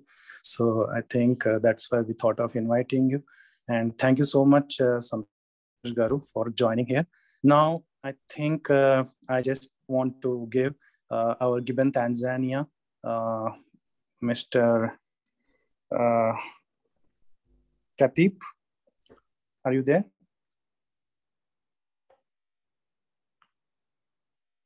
Katib Mugunya.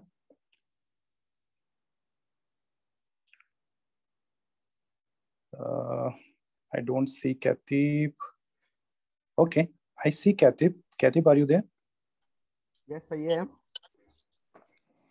Yeah, Katib.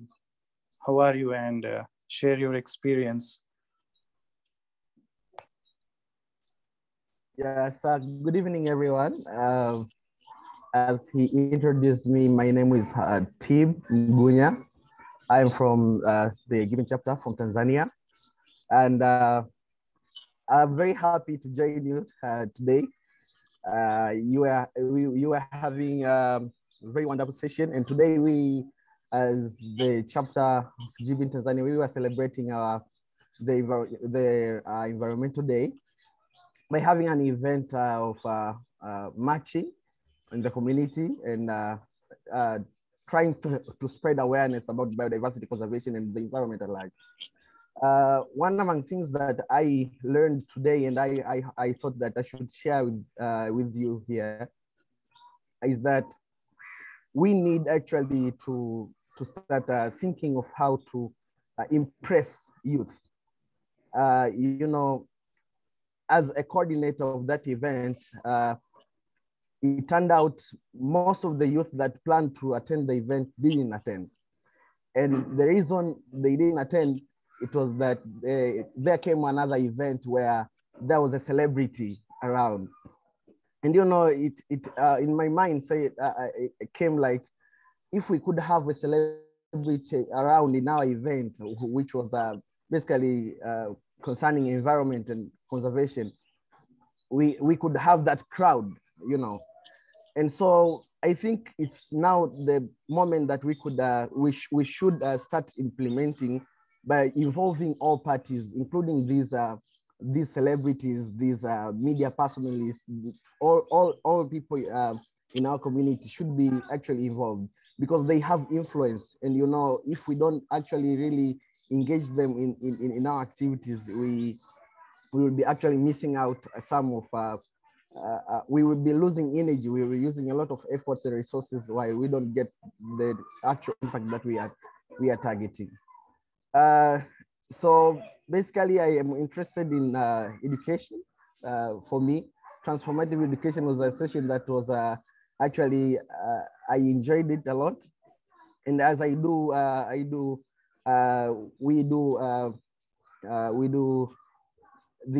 outreach, going to primary schools and speaking to them about conservation, and we see how they transform. You know, we start telling them how you can start doing little things like planting trees, and we see them coming up with projects, you know. So if a young kid from primary school can start implementing such kind of projects at a very young age, and this is because we went there and inspired them, then I think that's another thing that we should be focusing again. So we can have all this all out of this discussion. We can keep pushing, but again, I think we should actually really think of how practically we can foster these plans and frameworks to actually in implementing, because when it comes to implementation, it really, there are a lot to deal with. And as an example I gave, the presence of a celebrity, it was a challenge for us implementing an event that we planned for several months. So I think that's all I have to say for today. Thank you. And I think it have got an input to you. Thank you. Thank you, Kathy. It was really nice to hear you. Thank you so much. And with that, I move on to GYBN Bureau Coordinator. Jessica, who's very, very active and coordinating the entire continent. So thank you very much for having me and for inviting me here. I've been listening to all the talks and I'm just so inspired and amazed and proud to be a sister chapter of the Indian chapter and what you're all achieving and doing. I know in the space, young people, we are very motivated, but we are still human too. You know, we're not more morally good than any other generation before us. It's just that we understand a lot better the urgency of the environmental crisis, and that really urges us to take action. But it can be quite disheartening sometimes, you know, working long hours, unpaid, volunteering, trying to mobilize young people with no resources. And I'm just continuously encouraged by other people in our community, helping one another, supporting one another, motivating one another, and also our great allies, Dr. Mathur and Chantal and Mr. Kothari. It's just so wonderful to have you here supporting young people, bringing your experience and also sharing opportunities with us, and recognizing and respecting young people as stakeholders and our values and our perspectives as expert perspectives in such important decisions like the post 2020. So thank you very much for that. Yeah, when I was listening to the talk and all the thousands of, well, not thousands, but very, very many webinars. I mean, I've run a couple of webinars myself, and I know the hours that go into it, the amount of detail that you have to plan, and trying to motivate young people to spend hours online after they've spent hours, you know, going to school online or going to university online, and it can be a real challenge.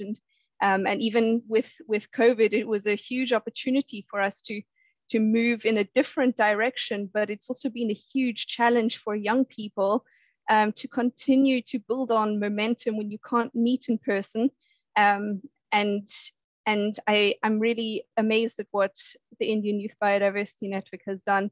And yeah, I take my hat off to you guys. And I'm also it's so amazing to see that we share so many commonalities, that what young people here in Europe are saying echoes what you in India are saying. And while often the context is different and the details are very specific to local events, our core values are the same. And it's just so great to know that you know, we're not as divided a world as our politicians sometimes think we are, especially when it comes to the youth voice and biodiversity. And I would like to see that continue. So thank you very much. Thank you, Jessica, so much for your honest explanation and everything. Thank you so much. We will look forward to interact with you. Now, I think we have very, very special guest, and we have guest from Pakistan, GYBN Pakistan. Pakistan is quite a new chapter, so we kind of collaborated with them, and they attended many of our sessions also. So I request GYBN Pakistan coordinator, Maria, to share her experience. Maria, are you there? Yes, Bharat, I'm here. Hello, everyone. Good evening or good morning or whichever zone you are. I wish you a good day.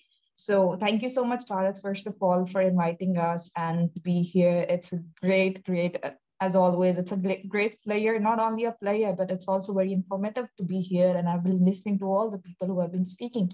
So yeah, as you said, that GYBN Pakistan is quite a new chapter. We started planning everything back in November 2020, but we started being very active with our webinars and session by the start of this year. So as you know, COVID is here and it has hit us all with like so many different things. So, but we tried our best to like conduct different sessions, and our main purpose is to create awareness, because I think, and my team, we at GYBN Pakistan think that the first thing that we have to do is to create awareness. Sorry about the background music, but I hope you guys can manage with it. So the first thing that we are focusing on is like creating awareness campaigns. We are like, we have had like more than 3 or 4 sessions, 4 webinars.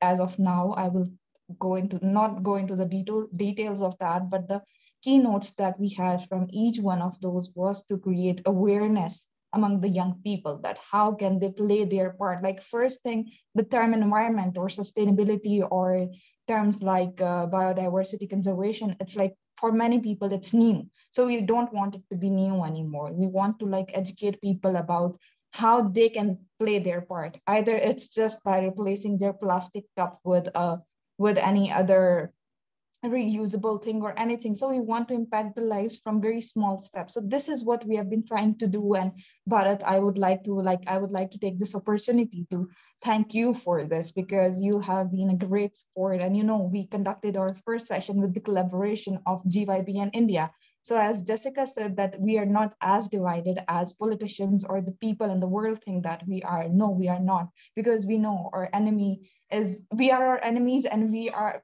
our enemies to the environment, and we are like all together. It's not that we do not have any differences when it comes to like working together for the betterment of this environment. So again, I would really appreciate you and your team. You have been a great support for GYB in Pakistan, and still Zakir keeps on telling me that that Bharat has connected me to many different amazing people. So it's like we are working, when we talk about GYBN, or whenever we talk about the common goal that we have. So I guess it's all of us together. So we would really like to thank you and Jessica from GYBN Europe and many other people we are like in connection with. So it's great to be here with, and all the sessions you have conducted. I would really like to congratulate you guys, because I guess GYB, we like see you guys on Instagram and all the social media networks that you guys are very active on. So we see that GYBN India is doing amazing, and you guys are, mashallah, doing very good job. And I wish you guys good luck, and I wish us all a very good luck. So yeah, as Zakir has sent on the chat as well, that we especially thank Jessica and Bharat from GYBN Europe and GYBN India. So all that we want to do over here, and what I was saying, that we want to congratulate you on like conducting all these amazing sessions. And I guess your message and our message that we have got is that we have to engage our youth more and more and aware them more and more in all these things that we are trying to do. So that's all from my side, guys. Thank you so much. It has been amazing. And from GYBN Pakistan, we would like to connect with all of you more and more. And we have many plans in future to conduct not only the webinars or sessions, but also to conduct some on-ground activities. So we look forward to coordinate with you all. Thank you so much once again, and have a nice day and a nice weekend to all of you. Thank you so much. Thank you, Maria. That was really inspiring message. Well, I am just doing my responsibility. Well, I have wonderful team. Without them, it's not at all possible. So, but thank you so much for your valuable opinions and comments and compliments. And now I think I just moved to the southern direction to one of the SAARC countries, Sri Lanka. We have wonderful coordinator from Sri Lanka who is here. And they also attended some of our sessions. So Vatsa, are you there?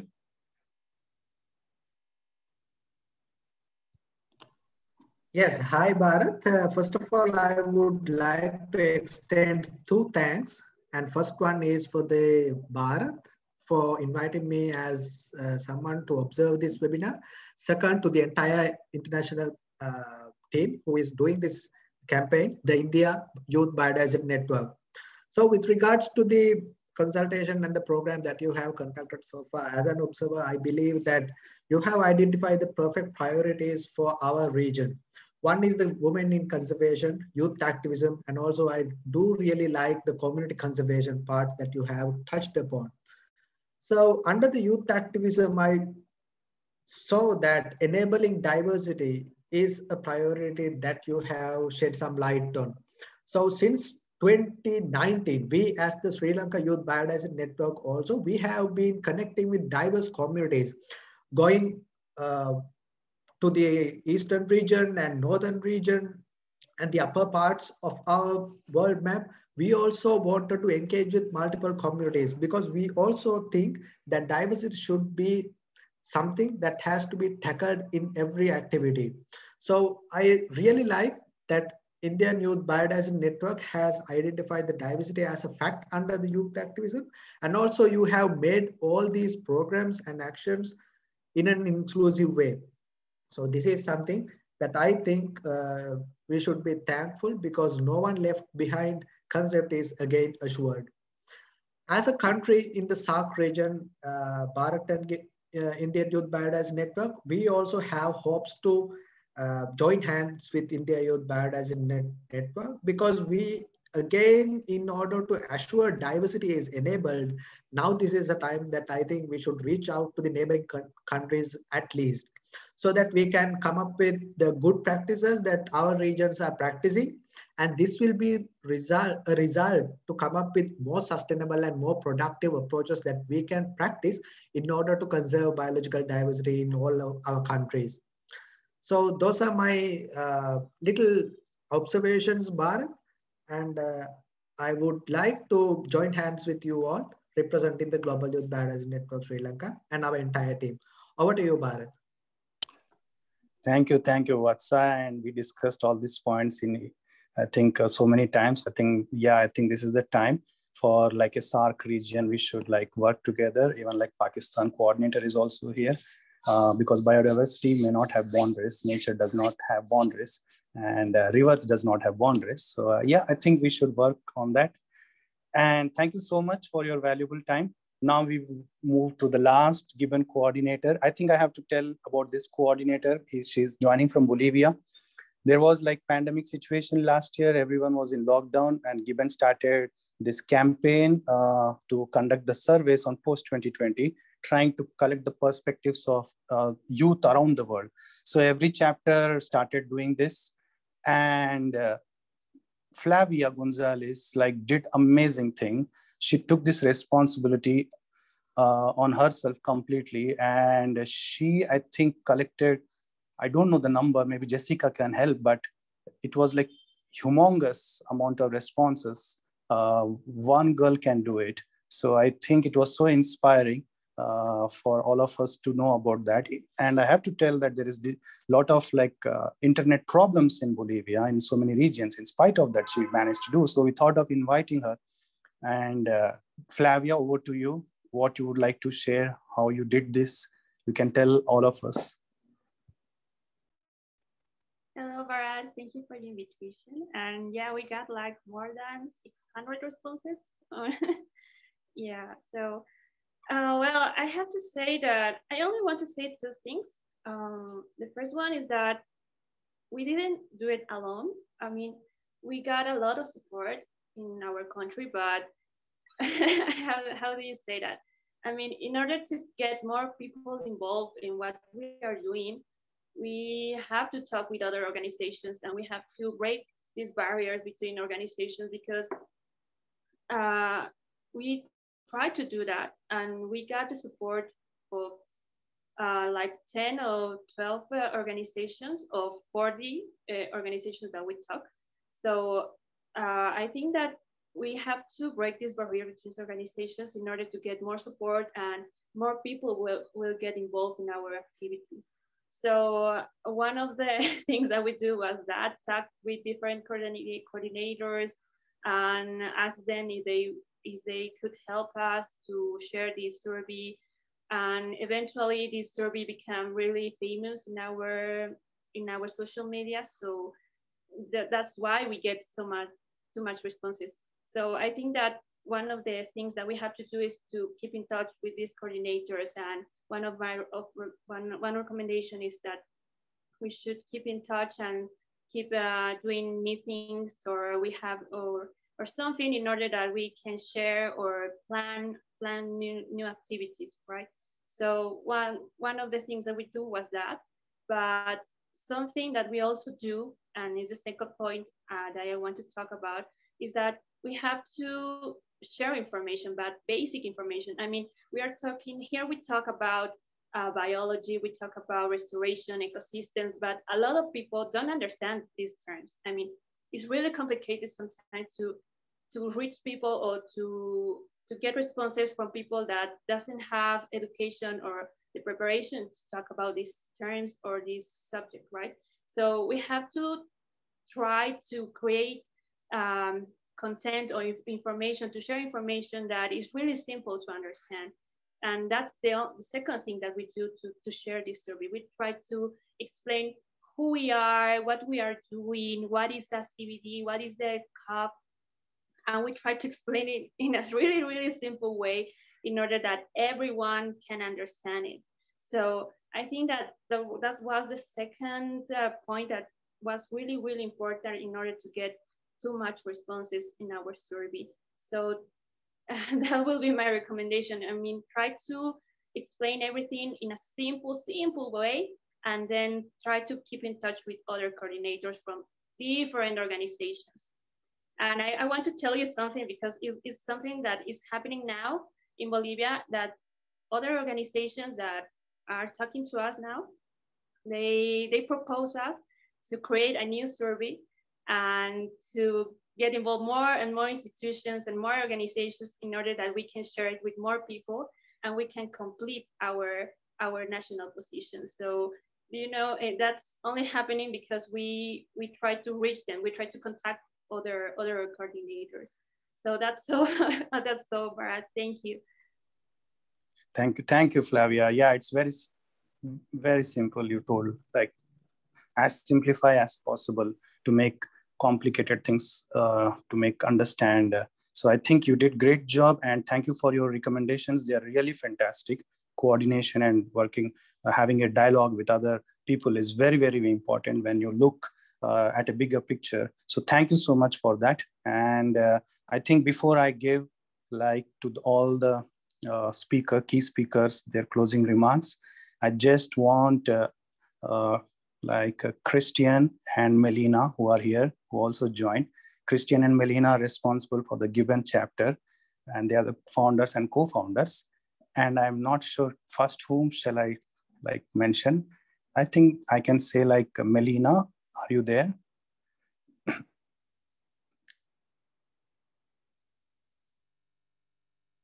There you go. Hi, thank you so much for the invitation, Bharat, and I'm so happy to see all of you here, Dr. Mathur, Ashish, and Chantal. I see all GYBN coordinators and so on. It's really amazing. I'm so happy to see that you managed to gather a lot of coordinators from all over our regions. It's very, very inspiring, the work that you guys are doing. I'm sure Christian's gonna say the same, but I came first here, so I'm gonna say it. We've never thought that it was gonna be so big, when we were discussing among other young people at that time how we were gonna create a global platform for young people's coordination in the CBD, and how this would develop and start really having an impact at the national level within the countries and so on. I think this is absolutely fantastic. I think now it's kind of the sky is the limit in that way. It's really, really, really fantastic to see how well reflected you guys all are.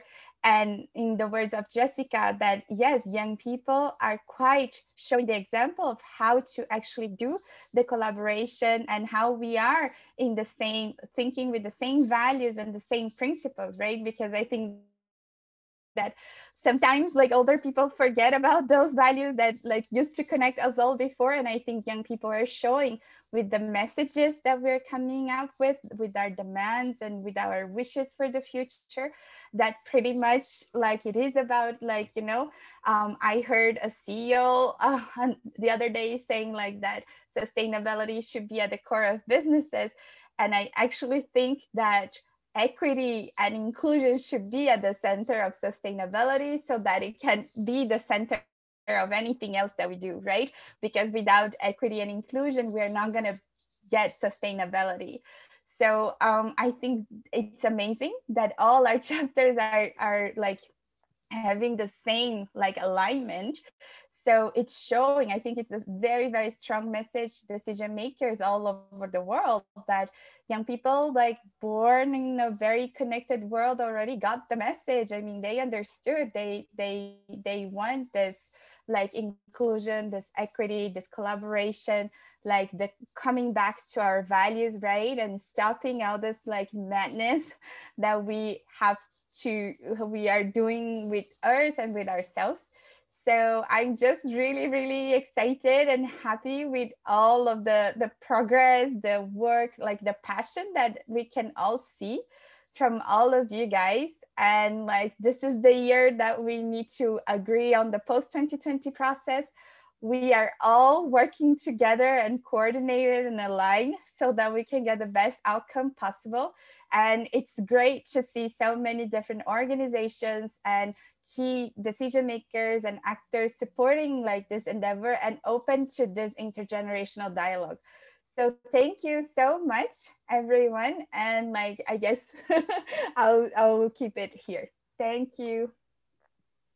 Thank you, Melina. I think that's great. And it's like I always been listening to you, and you are one of the inspiration for all of us. And it was like Christian who said to us that you should coordinate Dr. V.B.Mathur sir, and you should like interact with him because he interacted with him in 2018. And he's like, because of his guidance and approach, I think we thought of like interacting with Mathur sir. So I think he's here.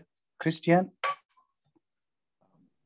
Yeah, thank you so much, Bharat, for this opportunity, and massive congratulations to the whole GYBN India team for organizing this event. Like, nobody will believe us in what a short amount of time you guys pulled this all off. So a lot of respect for the many, many sessions you organized, for all the speakers you got, for all the connections you built, and especially for strengthening the youth biodiversity movement in India.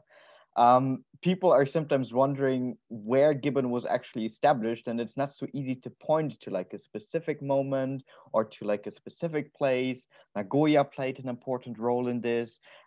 We had our kickoff meeting in Germany, but when it comes to formalizing youth participation in the CBD, India is at a very central place.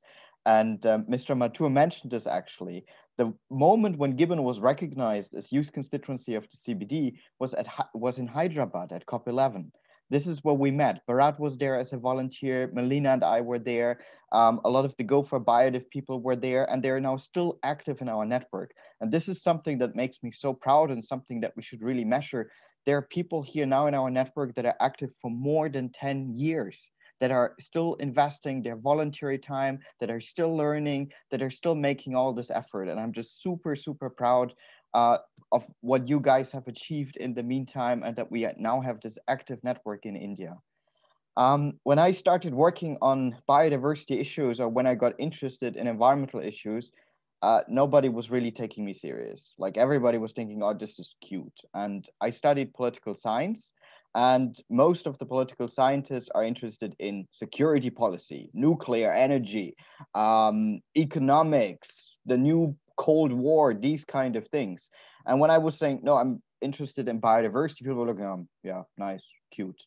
But what I just saw during this session here is one of the examples why biodiversity is not something that you can put into the cute corner of low priority global policy issues. It is central. It is underpinning everything. And in her summary, Shruti mentioned that we should stop thinking about national borders, but about bioregions, ecoregions. And nowadays we have so many politicians that are trying to divide people, that are trying to divide the world into specific areas that are completely artificially made up. So it is so important that we work together, that we collaborate, and that we really see the world as one big eco-region. It is not something that we can divide by artificial borders. And when I just heard the coordinator of GYBN Pakistan speaking in a GYBN India event, I'm so happy to see this, because the media, politicians are trying to tell us how we are different, how our countries are in conflict, how we cannot work together. But as the GYBN Pakistan coordinator said, we have to put politics aside. We have to focus on our one planet, on our one ecoregion that is the basis for survival. And that if anybody asked me why we started GYBN more than 10 years ago, then this is what it's all about. We have to work together. We have to collaborate. And I'm so happy that this GYBN India event is bringing people together from Latin America, from Europe, from Pakistan, from Sri Lanka, from Tanzania, that we have representatives from the government here, that Mr. Mathur is sitting through this whole meeting. I think this is a great sign of trust. We have the CBD Secretariat here. So I think finally, after all these years, we're seeing that things are moving into a better direction. And Mr. Mathur, I also want to thank you for inviting my GYBN India colleagues to join the meetings of the National Biodiversity Authority. I think this is a huge, huge opportunity, and I hope this will help to anchor intergenerational equity also in biodiversity conservation activities on the Indian level. So once again, thank you so much, everybody, for organizing this. I'm massively proud of you. And I hope that once COVID is over, we can all meet in person. We can have our global biodiversity summit to really celebrate what we have achieved and to show the world that young people can be real leaders when it comes to biodiversity conservation. Thank you. Thank you, Christian. Like always, and I can see that Jessica and Chantal, Melina clapping for you. So yeah, we always clap for you from our hearts, and you're always natural orator, and you know like how to inspire people. So I now want Mr. Mathur sir and Ashish and Chantal to provide their closing remarks in that sequence. So I go to Mathur sir first. Oh, thank you. It has been a great 2.5 hours, but let me say something on the lighter side. My experience of the session has been like one goes to a shopping mall and enters a store and starts looking at the things which are displayed, and you suddenly see 1+2 offer. Okay, it could be a toothpaste also. So for me, this session has been a 1+1 dozen offer. I came here, I participated for a few things, whatever I could read, I could understand.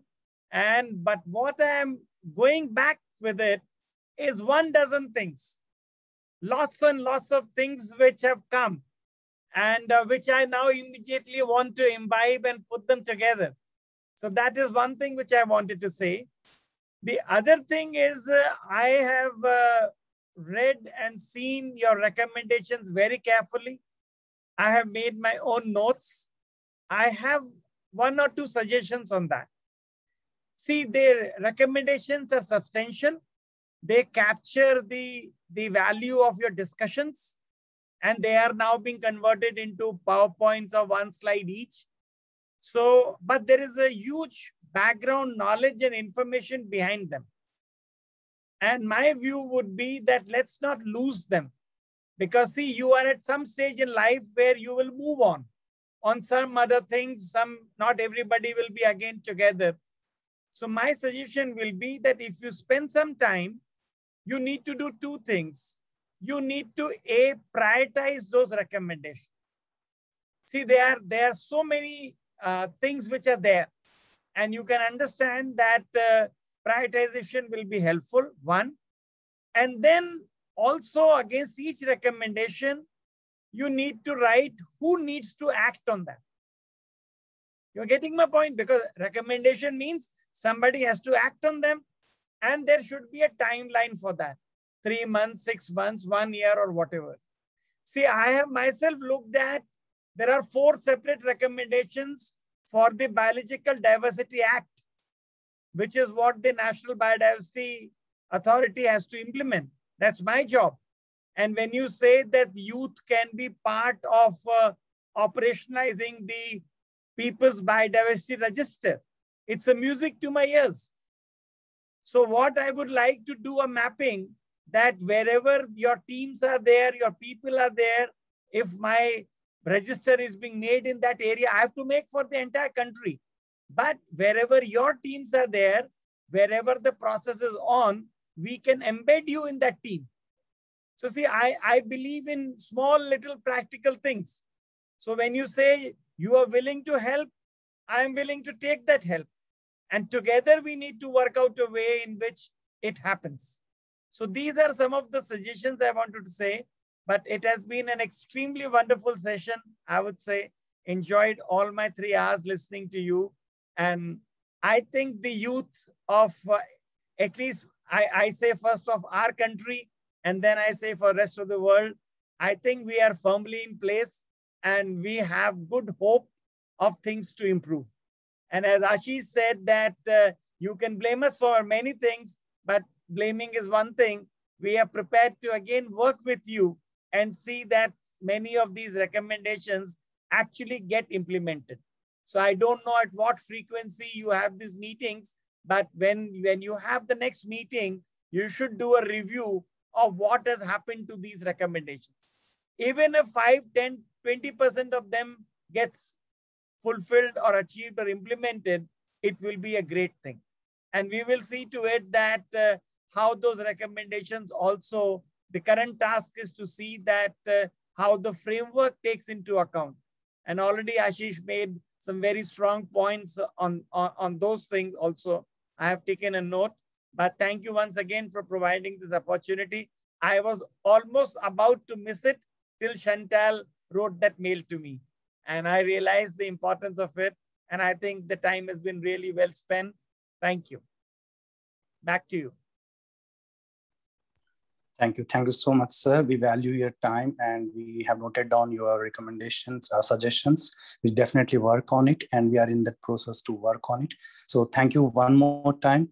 Now I think I request Ashish to provide his closing remarks. Thanks, Bharat. 3 quick points. One is, again, going back down memory lane, 1992, I think it was in Nairobi when the first or the second intergovernmental negotiations were taking place about the convention, just before the convention was actually adopted. I think there was a total of 5 or 6 NGOs there. Everybody else was government delegates and scientists and so on. From that time to now, where there are thousands of civil society people involved and youth networks and women's networks and forest dwelling networks and indigenous peoples networks and so on, involved in the convention process is a massive, massive change. And that's definitely a change for the better, because the more the voices are, the more the diversity of voices, I think the better the outcomes will always be. I think the second thing that I have found very inspiring in this session is what also Christian noted, which is the possibilities of young people across South Asia. This would be in any region of the world, but since we're right now talking in South Asia, to be able to create a South Asian region which is based on peace, harmony, conservation, and livelihood security, not based on hatred, hostility, and war and conflict, which unfortunately is what the situation has been over the last few decades. But you people are capable of doing that. The love that is already shown by our Pakistani and Sri Lankan friends, and I'm sure you will have Bangladeshi, Nepali, Bhutanese and others. It would be wonderful to try and see how we can cross the boundaries and create these networks of people to people peace and conservation. We'd be very happy to work with you all on that, because we have a Vikalp Sangam South Asia process. There's also Rights of Rivers South Asia process, and it'll be nice to see how we can combine this. Shruti already knows about some of this. The third one, quick point, is that I think even as we direct recommendations to the relevant authorities, and there I agree with what Vinod has said about making it specific to who are you asking these things for. We should also self-direct recommendations, which is to say, as young people or as youth along with everybody else, what can we do in our own context, in our own neighborhoods, in our own communities, in our own urban situations, wherever we are, in terms of our collective work, our personal lifestyles, and so on. How do we commit to being much more biodiversity friendly, much more friendly and sympathetic towards marginalized species and people? And there are so many examples of this where self-directed action towards self-reliance, towards conservation, etc., have been successful, where we don't necessarily wait for governments to do what we want. We of course demand that, but we also act on our own. And I think so a lot of the recommendations are already amenable to this. So you maybe also want to look at what is it that we're asking others to do, what is it that we're asking ourselves to do. So just those 3 quick comments. Thanks a lot. Like everybody else, it's been wonderful. I wasn't expecting this session to be so long, frankly, but I have not got bored at all. It's been very stimulating. Thank you very much, and very happy to continue working with you all to make a lot of this happen. Thanks. Thank you. Thank you, Ashish, for inspiring us and supporting us always. And yes, with those 3 recommendations, yes, we kind of definitely like to follow them. And I think I gave the floor to Chantal for her final comments. Thank you very much, Bharat. Yes, I'm going to be very brief. Mr. Mathur and Mr. Kothari really mentioned the things that also impressed me the most, the collectivity that's forming and the diversity and cross-border culture that's being created. And what I really liked about this session, I liked all of the interventions, but from the recommendations, I think that what comes out a lot is this, we can really see that biodiversity is being integrated in all of the fields, social, economics. From your perspectives, biodiversity is not in a silo at all. And this integrated or mainstreaming of biodiversity is now transparent in your relationship and the way you are growing and the way you are developing your relationships and your future projects. So this is really, really inspiring to me.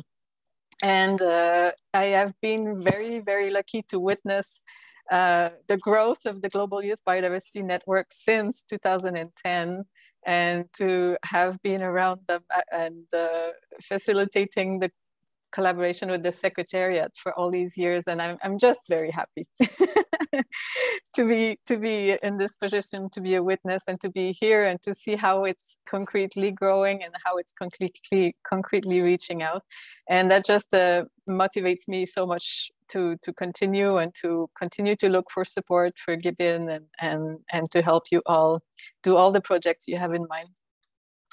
And I'm also very lucky because I will see you around in the next few months until the COP and beyond. So I will say see you next time with more discussions and results and ideas and brainstorming. This is always really inspiring.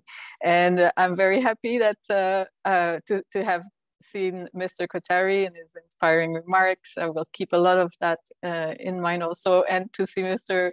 Mathur again, because we've been working together for many years also, and it was a great coincidence that you could be here and that you could get to know more about the networks and their work, and I'm so pleased that you are offering this great opportunity to them. So thank you very much, and I look forward to seeing you all in the context of the CBD processes and meetings. And Melinda, Christian, congratulations, and Bharat and the whole teams and all the coordinators, congratulations for everything you do. Thank you, Chantal. And I think before we kind of close this, I just like have request Hima. She has some message. Hima, are you there? Can you, what you want to tell? Yeah. Bharat, can you take a group photo? Can you take a group photo? Yes, sir. Yes, sir, we will. Yeah, we will.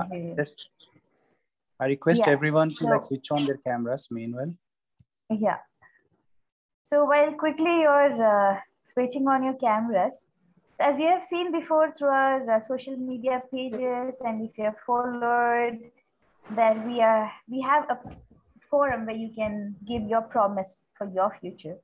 So that so what we have to say is, like, we want the world and the leaders to know what kind of a future you people want. And as you can see, we have a template here with many of the people who have told about their promise for the future. And we also would like to request everybody to give their contribution to this. So in the chat box, my colleague Shruti would have added the link to the feedback form. I've included. So please, Please join in for Your Promise, Our Future campaign so that we share to the world what kind of a world we need, what kind of a future we need, and we should show them that we are willing to do anything for it. So quickly giving you ideas for this, you could say like, we want to build awareness, or you can say that, okay, I want to work so and so way. I want these kind of activities to happen. So I hope you guys would also be interested so that your voice is heard across the globe, so that what you say has made a difference. It has added one more step to the protection of the biodiversity around us. And we are very much, excited to hear from you what you want to tell us. So yeah, I think your voice could inspire other youth, maybe decision makers, to commit to things and make your voice heard across. So we are very much excited to hear from you, and we hope that many of your promises help us build a better future for the whole earth and for the humanity. Yeah, I hand it over to Bharat. Thank you, Hema. Thank you so much for explaining the campaign and how we would like to engage with youngsters even after this forum. And yeah, I think you all can watch our social media, Instagram, Facebook. We are very active there and trying to interact with so many of them. And I have to tell you, like taking the group picture, it's Instagram and Facebook that is helping us to connect with so many youngsters around the world, especially in India. There are so many grassroots level people working, and I think they are helping us a lot in interacting. And so thank you so much for the group picture. And with this, the first edition of the virtual IYBN Biodiversity Forum comes to an end, but this is just beginning. And I once again thanks all the coordinators. I have to take the coordinators' names. Without them, it's not possible. So we have Shruti and Sudha, who are twins. You can see them. And you have like Hima Hariharan, you have Sindhura, you have Jonathan, you have Rima, and we also have Shruti Ajit. So I think without all these coordinators, this forum wouldn't have been possible. And yeah, I think we have noted Jonathan down your points. Our background support. Yeah, I mean, I mentioned his name. Yeah, I think, and I also like to thank the schools and teachers. The teachers played a great role, and we had like a lot of coordination with them, and they also joined, and they're also right now here. And there are so many questions from the youngsters. So I think this is a great move, and we would love to interact with more, and we would like to have so many of these sessions like this, and to work with CBD Secretariat and also GYBN and also Mathur sir. And yeah, thank you so much, ladies and gentlemen, for joining. And you all have a great time over there. Thank you for joining. Take care. Thank you. Bye.